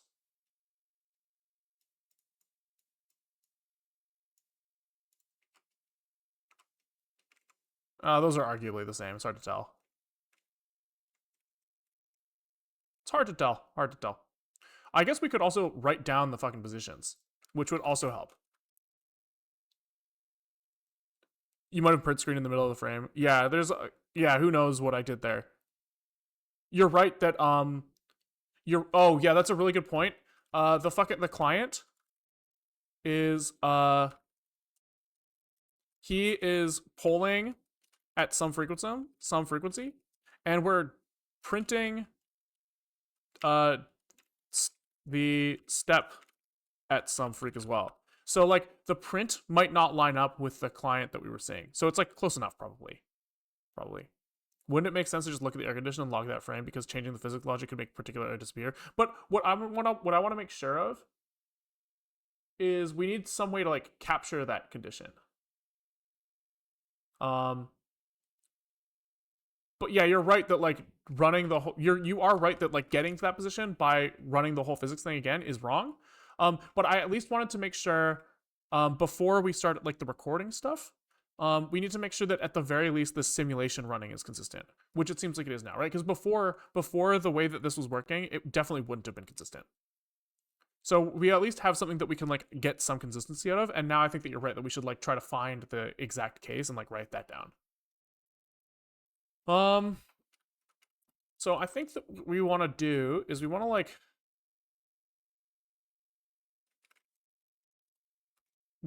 write down the history of the simulation. So maybe we have like some sort of like simulation snapshot that basically has like the ball position, the collision objects are not going to change. We are not using chamber state. We're not using duration, are we? We might be using duration. We're using duration to reset, so we need that. Our RNG, we probably want to take this out of global space and like have him as part of the simulation.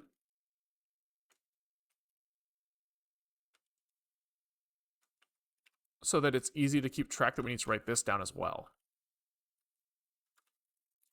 So the RNG needs to be fed in here, which is a pointer to stood random default PRNG.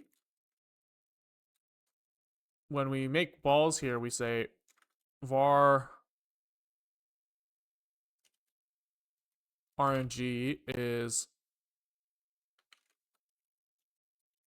stood random default PRNG initialized with 0. And then we make the balls. Make balls with this RNG, and then we copy the RNG into here. Yes. Yes, yes, yes, yes, yes. Then on future runs to make balls, we use self RNG, chillin'. Okay. Now we also want to store our snapshot history. So here we're gonna, do we want to store the RNG as part of the snapshot? I think we do. Because if we're trying to go back in time, we need to know at each time step what the RNG was going to be. So this makes sense to be like this. And we don't think the collision objects will ever move. The balls will move. That's being stored. Duration changes. So everything that changes in here is being written down. Great. Cool, cool, cool, cool. Now what? Now we just say history. is a bunch of simulation snapshots. And we know that we're running at 600 frames per second. So let's just store 1800 of these things. But when we start, I guess we're gonna actually, let's pull out a class for this. Because this guy is gonna have like written history is how many things we've written, and then the history is going to be 1800 snapshots. Yeah. This starts at 0. This starts at undefined. When we snapshot our simulation,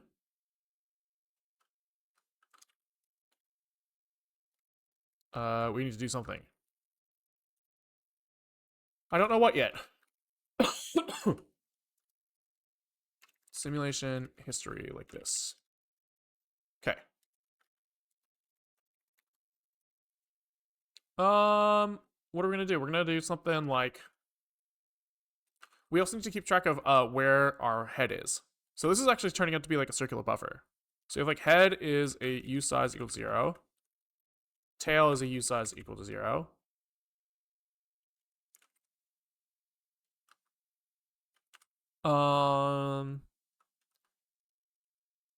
When these are equal, it is empty. That's fine. And so we do like, can we do something like a const num elms is equal to 1800. This is num elms. And I think if we set the head to num elms -1 up front, I think this makes things easier. No, we set the tail to num elms -1. No, that doesn't work either. Okay, this starts at 0.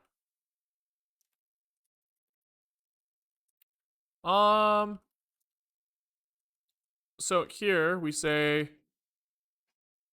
history at self tail is equal to the simulation in some way. So we take a snapshot and we say balls is equal to simulation balls. We have duration is equal to simulation duration, and we have RNG is equal to simulation RNG. Do you think Zig will gain industry adoption like Rust? I don't know. I think it's very fun to write. I think the internet loves it. So those have some things going for it. I don't know if companies will pick it up. I don't know if like the value proposition is good enough for a lot of companies, right? Like if you're like a C++ shop and you want to start writing Zig, it's like the sell is easy in some ways because you go like, well, it's very similar and it's got a lot of like modernities that like C++ is like, you kind of get away with some of the frustrations in C++ land, but like the value prop of Rust over C++ is like, the marketing is like, you will make it safe, which is like, not really necessarily true, but like I can see a company being willing to take that hit, take some sort of productivity hit in order to get that. I don't know if people would be willing to take on the hit to get Zig, So conversion, I don't know if it's easier or harder because it's less friction, but less reason to switch, in my opinion. So I don't know. It's hard to know. I just know that I'm enjoying writing it. So it is what it is. After we increment the tail, if we overwrite the head, if the new tail overwrites the head,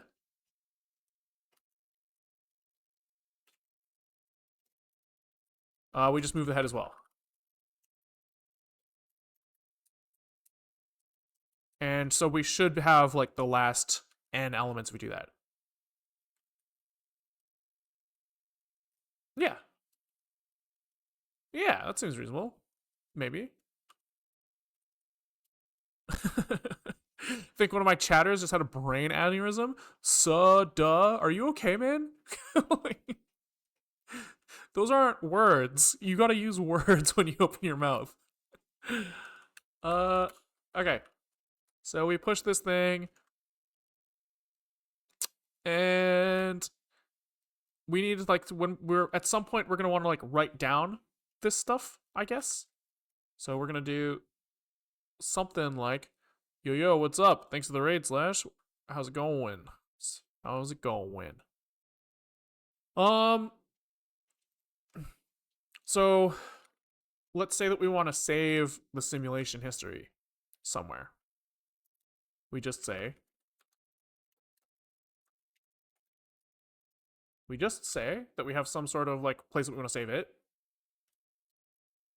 We save it to location. And this is going to be a path, I guess.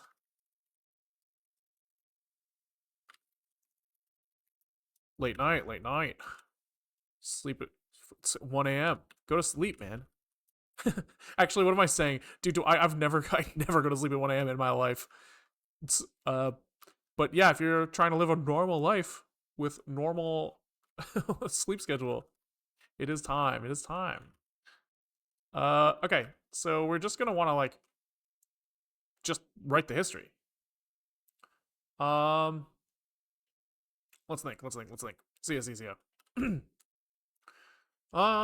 So we're gonna go for self head to nom elms. We're gonna do something, and then we're also gonna go from 0 to self tail. We're also gonna write some stuff down. Yes. um, and then we're gonna say like we're gonna create some sort of writer at that path. So we're gonna say stud fs current working directory create file, which might just open a file. Who fucking knows if it already exists. We are going to truncate the thing. That's fine. And we're going to say var output is equal to this thing.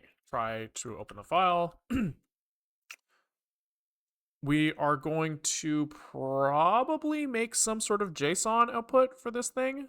That seems reasonable, except that there could be some problems where serializing and deserializing JSON actually results in number changes because you like stringize the float and then bring it back. And I don't know if there's a guarantee that the thing that you wrote into JSON is the thing that you get back when you write it out. So maybe JSON's a bad fit here. We kind of want like a fucking binary just blob, which also kind of sucks because then if somebody is like, hey, here's a little Indian, I recorded this on a big Indian machine.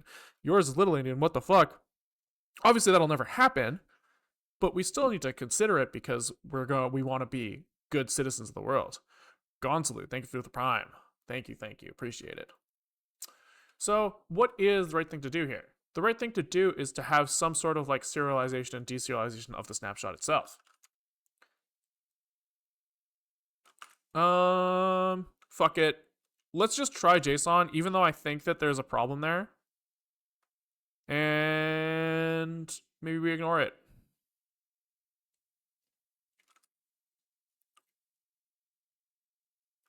Truncate to is default. Okay.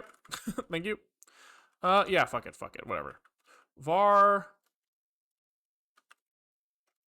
So, can this thing be written?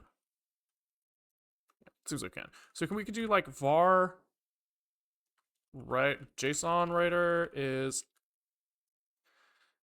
stud JSON. Like, can you?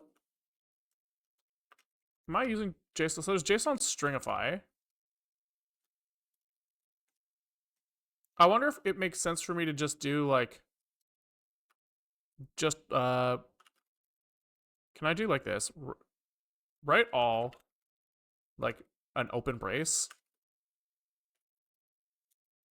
And then at the end of this, write a close brace. And then just in between, serializes each element with JSON stringify.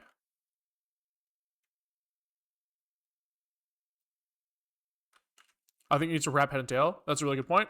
That is a really good point. That is a good point. Thank you.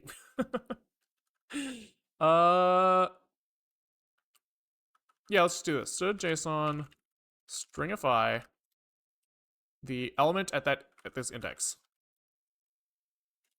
How does this thing work? We'll just copy paste this. So we stringify the self history at I into output writer. We just do this twice. Yeah. Maybe that's fine. Let's try it. So for each step, we are going to write our simulation history down here. Do I not have a history in here? I need to save that somewhere. So we say history is a simulation history. And then down here, we can just say self history push self. And then maybe what we'll just do is for now, like once a second, just save this thing. Just so that we can like look at it and see if it looks okay. Or maybe let's just do this. Fuck it. Let's just really slam our disk. Absolutely slam it. 600 writes per second? No, that's not good. That's not good. That's not good. We'll say, oh, we'll just do it here. Yeah. We will just do it here. Every 2 seconds, we write it out. You need to add commas between the items. Good point. Good point. Very good point.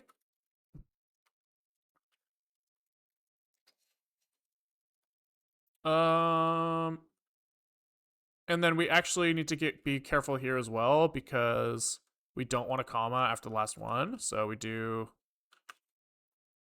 gross. How can I avoid that in some way that's simple? I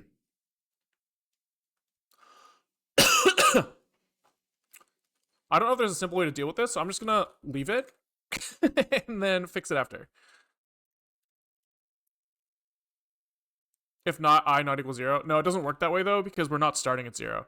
So because this thing's like in like 2 states, you actually just have to do like var first is equal to true, and then like first equal to false here, and then first is equal to false here. But I don't really want to do that, and I don't really want to think about it, so I'm just gonna delete the comma before I load it. Doesn't std JSON have like push array or something?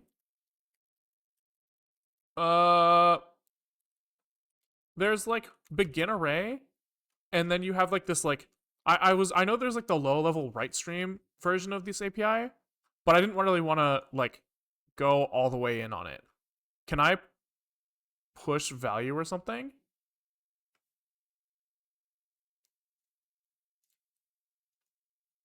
Oh, I can write structs. Okay, I didn't really realize that was there. Let's do that. Let's do that. Var JSON writer is std JSON write stream around output writer. I'm on your side now. This just makes more sense. We don't need this emit strings as arrays. What's fine. I am now on your side. Does he need an allocator? No. So now we can just say JSON writer begin array. Down here, we end the array. Boom, boom, boom, boom. And then we can just do JSON writer write and then write struct, which is nice. I didn't realize you could do that. He doesn't like this like balls thing at 422. That makes sense. But we can just do this. Fuck it. Missing history at 424. So here we can just say history is equal to simulation history. And can we just default initialize this thing? We actually can, so we're chilling. Then we ignore error at 232. Fine. And errors ignored at 151. Fine. And at 232, he's mad that this guy doesn't ever error out, so we have to do this, and then over here, when we actually do our separatory try here as well, and everybody will be happy, I think. Okay, so now every 2 seconds we write our JSON, which is actually taking a long time, which is pretty funny. It's actually slowing down the simulation to the point where it's a problem, but who cares? Fuck. Oh god, it's one line. Fuck one-liners, man. How do we get me out of here? Foreground. When I... Where is it? Where is it? Simulation history. So when we save this thing, can we do like... we need some options on our JSON. White space equals a indent 2. Let's try that. Let's try that. Okay. I guess I just have to wait for him to finish because I'm doing something wrong, but that's okay. Okay. So this gives us something that we can at least try to load.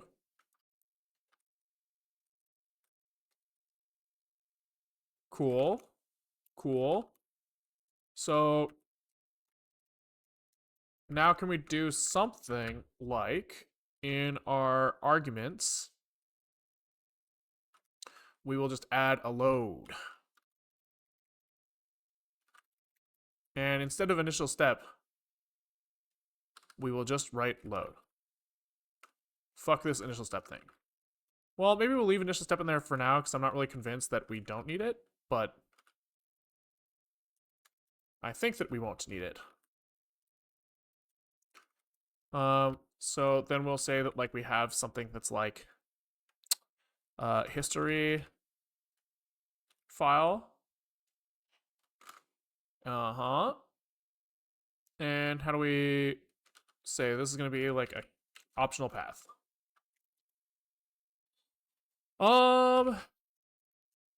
This starts as null. And we're probably going to want like some index into the history file as well. Yes. Cool. Cool, cool, cool. So this is going to be a usize. Also nulled. We're going to want to load. And if we load this thing, maybe we'll just say that we take 2 arguments and like right off the bat. So we'll say var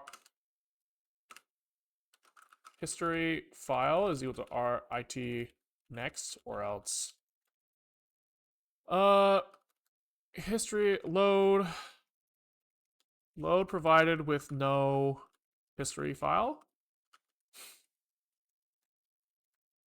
and history start idx is the next thing, or else load provided with no history index.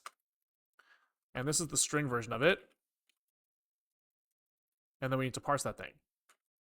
So we say that the history start index is a usize parse of history start index string. And then we say if that fails in some way, history start index is not a valid usize. Chillin'. Chillin', chillin', chillin'. So now here our arguments have history is +U8 and history start IDX is usize. What is a usize exactly? A number with an arbitrary length? I was actually asking this on stream the other day because, like, thinking out loud because I actually wasn't sure. But I believe, so on 32-bit systems, this is 32-bit. On 64, it's 64. And I believe the reason for that is because the register operations that you do to, like, actually dereference a pointer, right? So if you have like some array, right? I have like 100 U8s or something, right? If I do like val at index 10, this compiles down into load address of val into A, then into like register A, add 10 to address of val. Well, okay, if we were doing like a variable index here, let's pretend 10 is a variable here, right? Then we say like add 10 to A, 10 to A. So we load val into register A. We add 10 to A. Then we dereference pointer or dereference A essentially, right? And so if you were to on a 32-bit system try to stick a 64-bit number in here, it would be like I don't know how to add a 64-bit number to a 32-bit integer. And so they want to pick like the maximum amount of things that you could store while being still compatible with like your system. So that's my understanding of it, at least, that like the usize is like how you are allowed to index pointers on your machine. Hand wavy. That's my understanding, at least. What were we doing? We were adding this like load argument. So load here, our help is going to say optional history file plus index of where to start simulation. Optional file IDX. Like this, maybe we say. Maybe file plus IDX. Maybe we'll write load history JSON index or something. Yeah, that seems fine. That's self-explanatory enough. Enough for me to remember, at least. And I'm the only consumer of this thing, so I don't know why I care. Does it build? Obviously not. We're missing history at 345? Ah, yes. History is equal to history? Is that not what it's called? History file is equal to history file.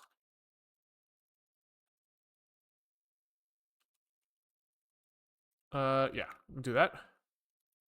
History start IDX is equal to history start IDX. This is also optional.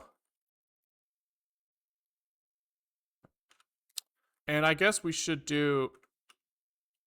Actually, this is fine. We can just set this as 0 here, and then we're chilling.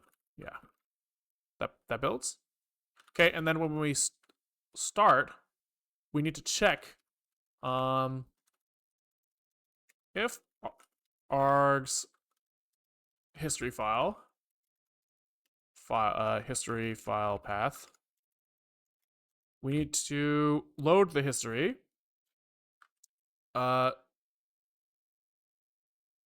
Which is doable in some way. Some way. I don't really know how, but we'll get there. We'll get there. Const f is equal to std file system current working directory open file history file path. Yup. Then we get a reader and we say std JSON. Is there some way to just like slap my thing straight into a JSON value? Parse from value. I know there's something. I just can't remember what it is.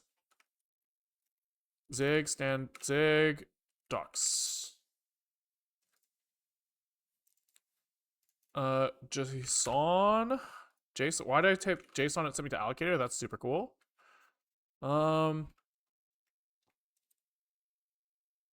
Something in here is like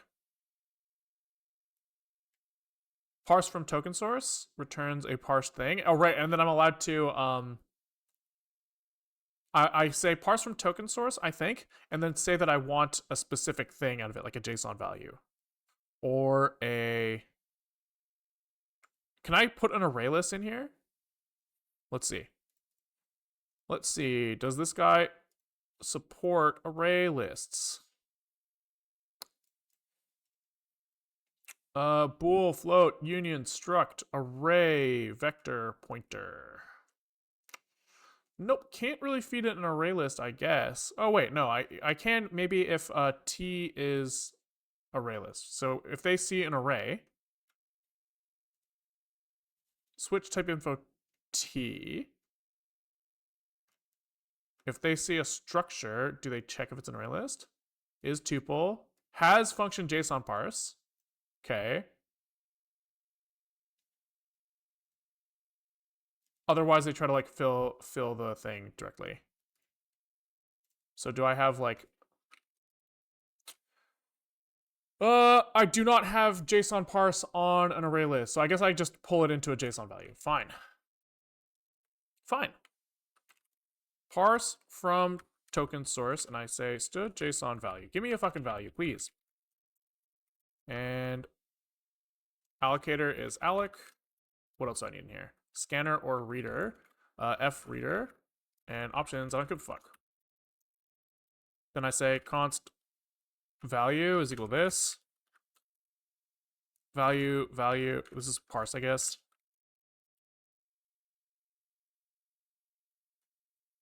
Is usize faster process or easier as a normal as a uint or the same? I mean, unsigned integer is like unspecified width thing. I think that there are systems where you can like index a pointer by a different width than your native integer type, right? So you could have like a 16-bit system where you are allowed to index by 2 registers added together or something. Like you can imagine a system like that, and I think they exist. So you shouldn't use uints for sizes. Well, I guess you can, right? Probably for the most part, I would bet that on almost every system, you are allowed to index by your uint size, but not necessarily vice versa. You might be losing space by doing that, which is fine.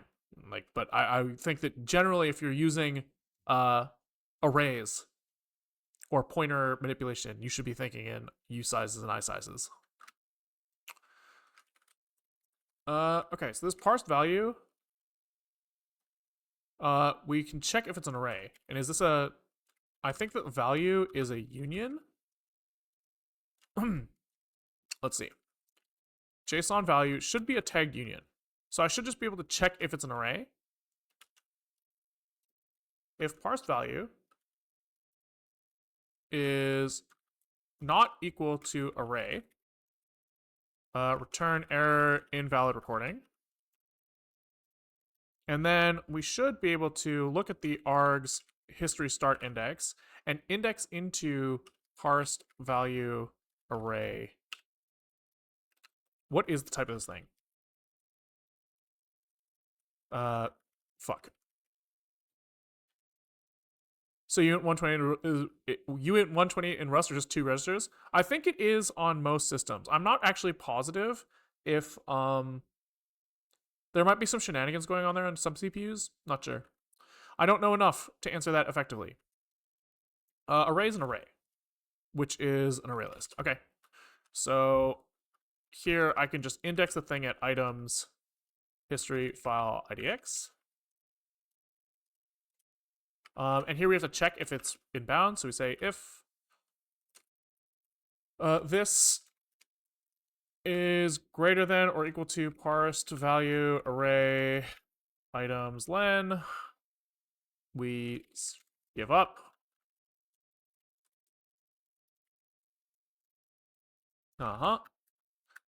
And then we can extract one value of here. So we say const val is this.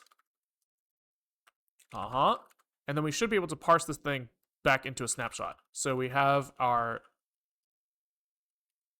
simulation snapshot, we called it. Std JSON parse from value into a simulation snapshot from this value that we just extracted with some allocator. And no parse options. We don't give a fuck. We should also defer parse dna here and defer parsed snapshot dna here. And now that we have this thing, which is probably a thing that can fail, almost certainly, right? Yep. We should just be able to say parsed snapshot dot value dot rng snapshot simulation context dot rng is equal to this. Balls is equal to balls, And what else is in here? Duration equal to duration.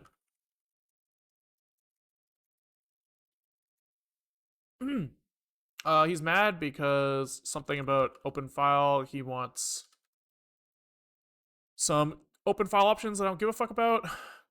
Cannot dereference non-pointer type to generic reader, so probably this needs const f reader is this, and this probably is supposed to be a var, and this is supposed to be like f reader or something. Is that what he's bitching about? Looks like it. Now he's mad that someone struct. Maybe I was supposed to write try here. No, what is he mad about? This thing, this shit show of a thing. Fucking fine. We'll compile with reference trait. Build f reference trace. Call main.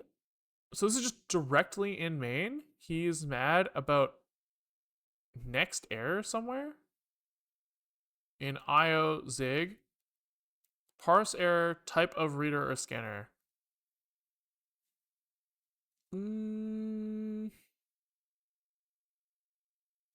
missing something. I guess what we can do is we can bisect where the error is coming from by just not compiling. The perfect fix. Okay, so it's definitely in here somewhere, and we can just start going like this.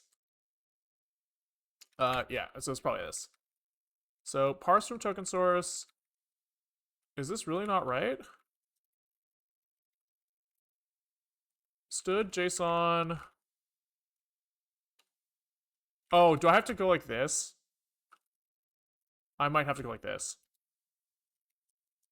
I might have been giving it a file directly instead of the JSON reader. So maybe he's looking for this. Cannot dereference, so this needs to be like this now, and this needs to be var. There we go. Yeah, okay. Oops. My bad. My bad. Okay, so now we should be able to say, hey, let's load from history JSON index 5. And let's see if that like does something sane. So here, can we just not run the simulation actually? That will allow us to inspect. Inspect.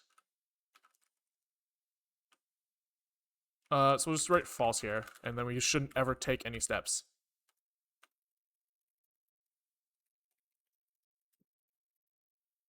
And let's see if we, so here's our initial state at frame 5. And if we change this to frame 10, it looks the fucking same, but maybe we didn't give enough time, so let's try 100. Is it doing anything? 1,000? I don't see any, like, state happening, which is bothering me. It's annoying. Did I do something wrong? Load history JSON 1,000.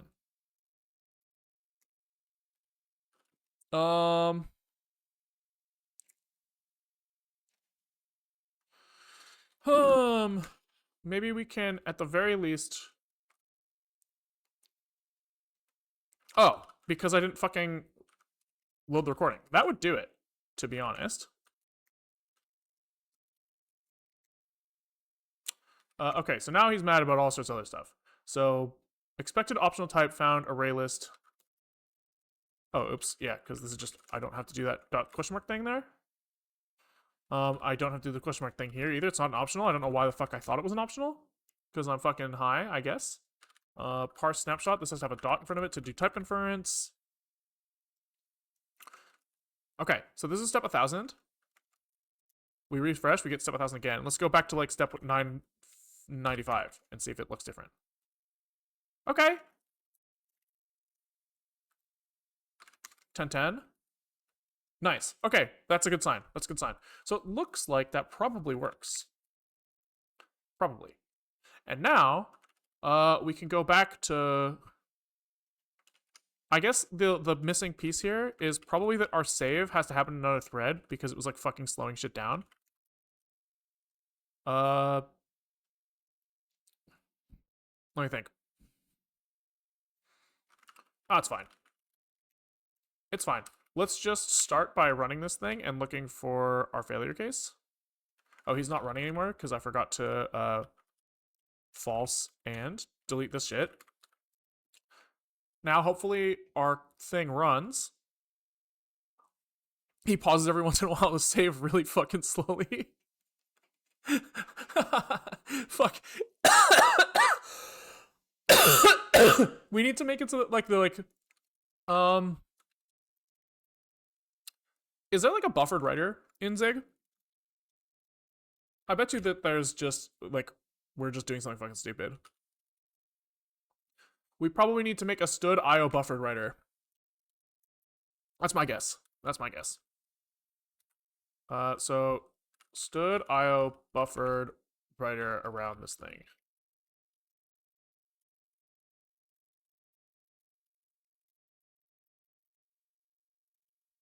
He doesn't like that. Really? Buffered writer doesn't have red. Did I do something wrong here? I could have sworn that these were just. Oh. Var buff writer is this. And then I have to say buff writer dot writer. Of course. Of course. Of course, of course, of course. I understand why, but it's a little funny. This probably should be a lot faster. Yeah, I mean, there is still a little bit of pause there, but it's like a reasonable, like, it's like hitting the disk and just very, very, ever so slowly changing now, which is fine. I'm fine with that. Okay, so now we are trying to find one of those cases where it fell through the floor. So maybe we will actually change this to 3 seconds, 4 seconds, give it more time to fuck up.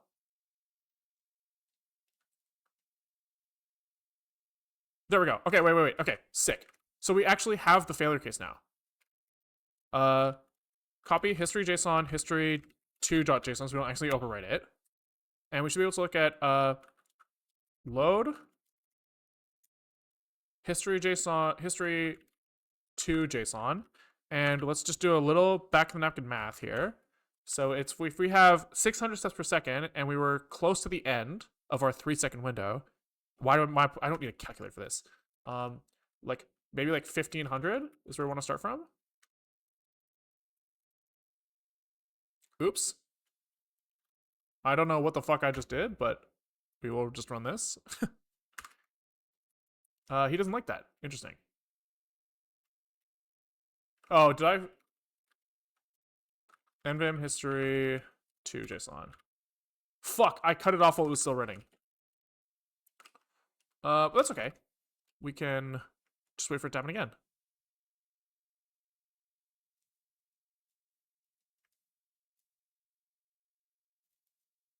There we go. There it is. Fuck, I have to wait for the next write. So what we should do there is when we see the problem, stood debug print wrote it, baby. All right.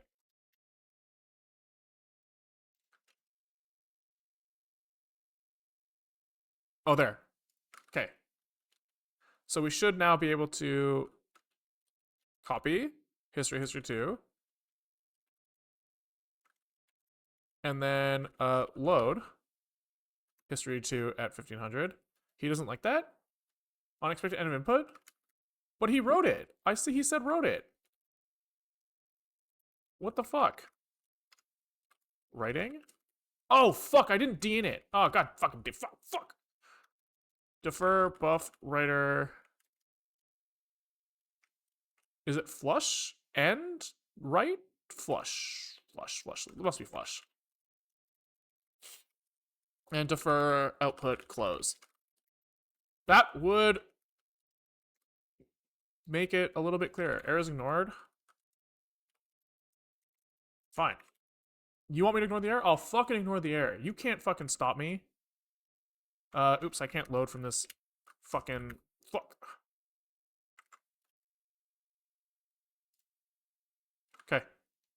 now does it load? Is this valid JSON? Nice. There it is, baby. Okay, so we should be able to load from history 2 at step 1500. Cool. And now can we basically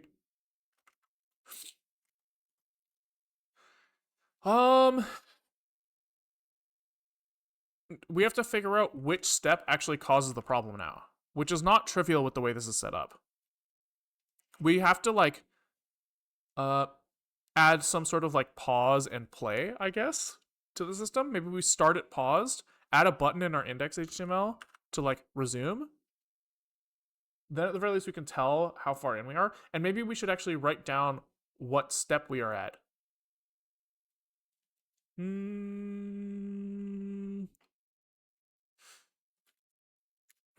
Let's see. Play it slowly and output step in console.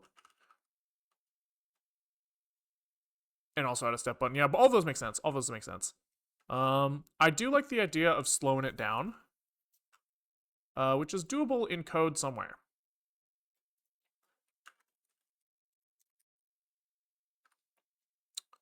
I just don't know where. My brain doesn't work right now. Run simulation. Here we go. So here, we just need to change desired num steps taken to be multiplied by like, you know, we could get like 2 times slower if we do this.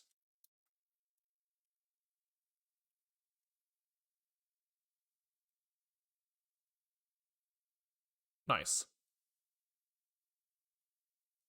What's fun is I don't remember where the problem was, but let's try history2.json load at 0. I think it was here. Yes, right there. Okay, so now we can load it at like 500 and see if we see it happen faster. Oh yeah, there it is. 500, 700.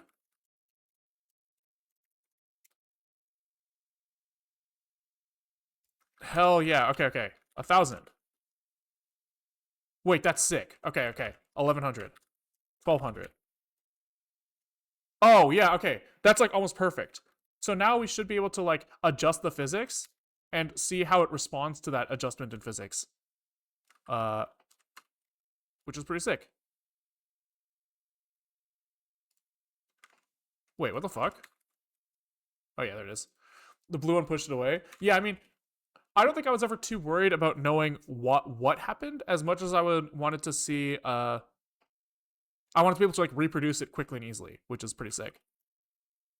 I guess also it would be nice to be able to single step this thing. Which we can do quickly. So I think that maybe we want to do something like in our simulation, we can like set it to paused or something.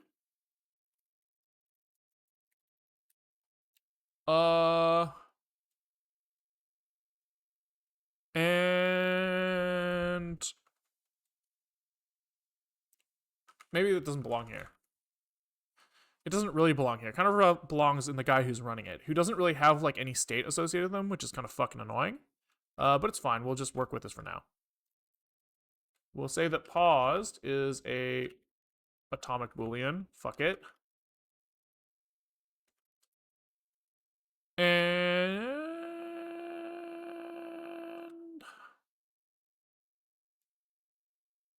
now that your game loop doesn't really depend on the real-time pass, you could just attach a debugger. That sounds right, except that while the debugger's attached, I wouldn't be able to like see it visually in the client, which would kind of suck. Right, because like the client only gets updates when the program responds, and so if I hit the breakpoint, then I can't really see it. But maybe that's like fine. Maybe that's fine. I think it would be nice to have some sort of like single step button. That feels nice. I think that becomes like a little non-trivial though. Because here our desired steps taken is based off of the elapsed time, and if you pause, now all of a sudden these like time calculations get all fucked up because like your start time is now like you're drifting from the start time as you move as you move through time. So I think I'm going to do that later. I think it's very doable, but I just don't want to do it like right this second. It's very, very doable. Very doable. But yeah, okay. Happy with the progress today, to be honest. What we got this like ball on ball collision working. That's like working fine. There's a little bit of issues here where we can like fall through the ground occasionally, right like there. Um, but it's not the end of the world. Not the end of the world. Definitely fixable. And then we implement this like recording system. It's like really rudimentary, but we can at least like open some history file and like jump to a specific point in it and start there. So, happy with that. Happy with that. I think I'm gonna call it there for today because we're at 2 hours and 30 minutes. So I don't want to go much longer because it's a long video for YouTube. So call it there. Call it there. If you guys like what you saw, we stream most days at around 2 o'clock Pacific time. It is 4:25 now Pacific time, so anywhere between 2.5 hours ago and now. If you're watching on YouTube, there should be a Twitch link in the YouTube description where you can swing by and say hi if you're online in that time. If you're watching on Twitch, there's a YouTube link in the Twitch description where you can see what we're working on organized into playlists. So if you want to see stuff that we've worked on in the past, there's stuff like operating system, neural network, QR code decoder, zlib implementation, I don't know, video editor. Go check it out if you care. If you don't, it doesn't really matter. We also GitHub link in the Twitch description where you can see the code associated with this and other projects if you want to go check that out. Yeah, I think that's all we got to plug. Like, subscribe, Twitch Prime, and let's say bye to YouTube, and Twitch, let's figure out who to raid.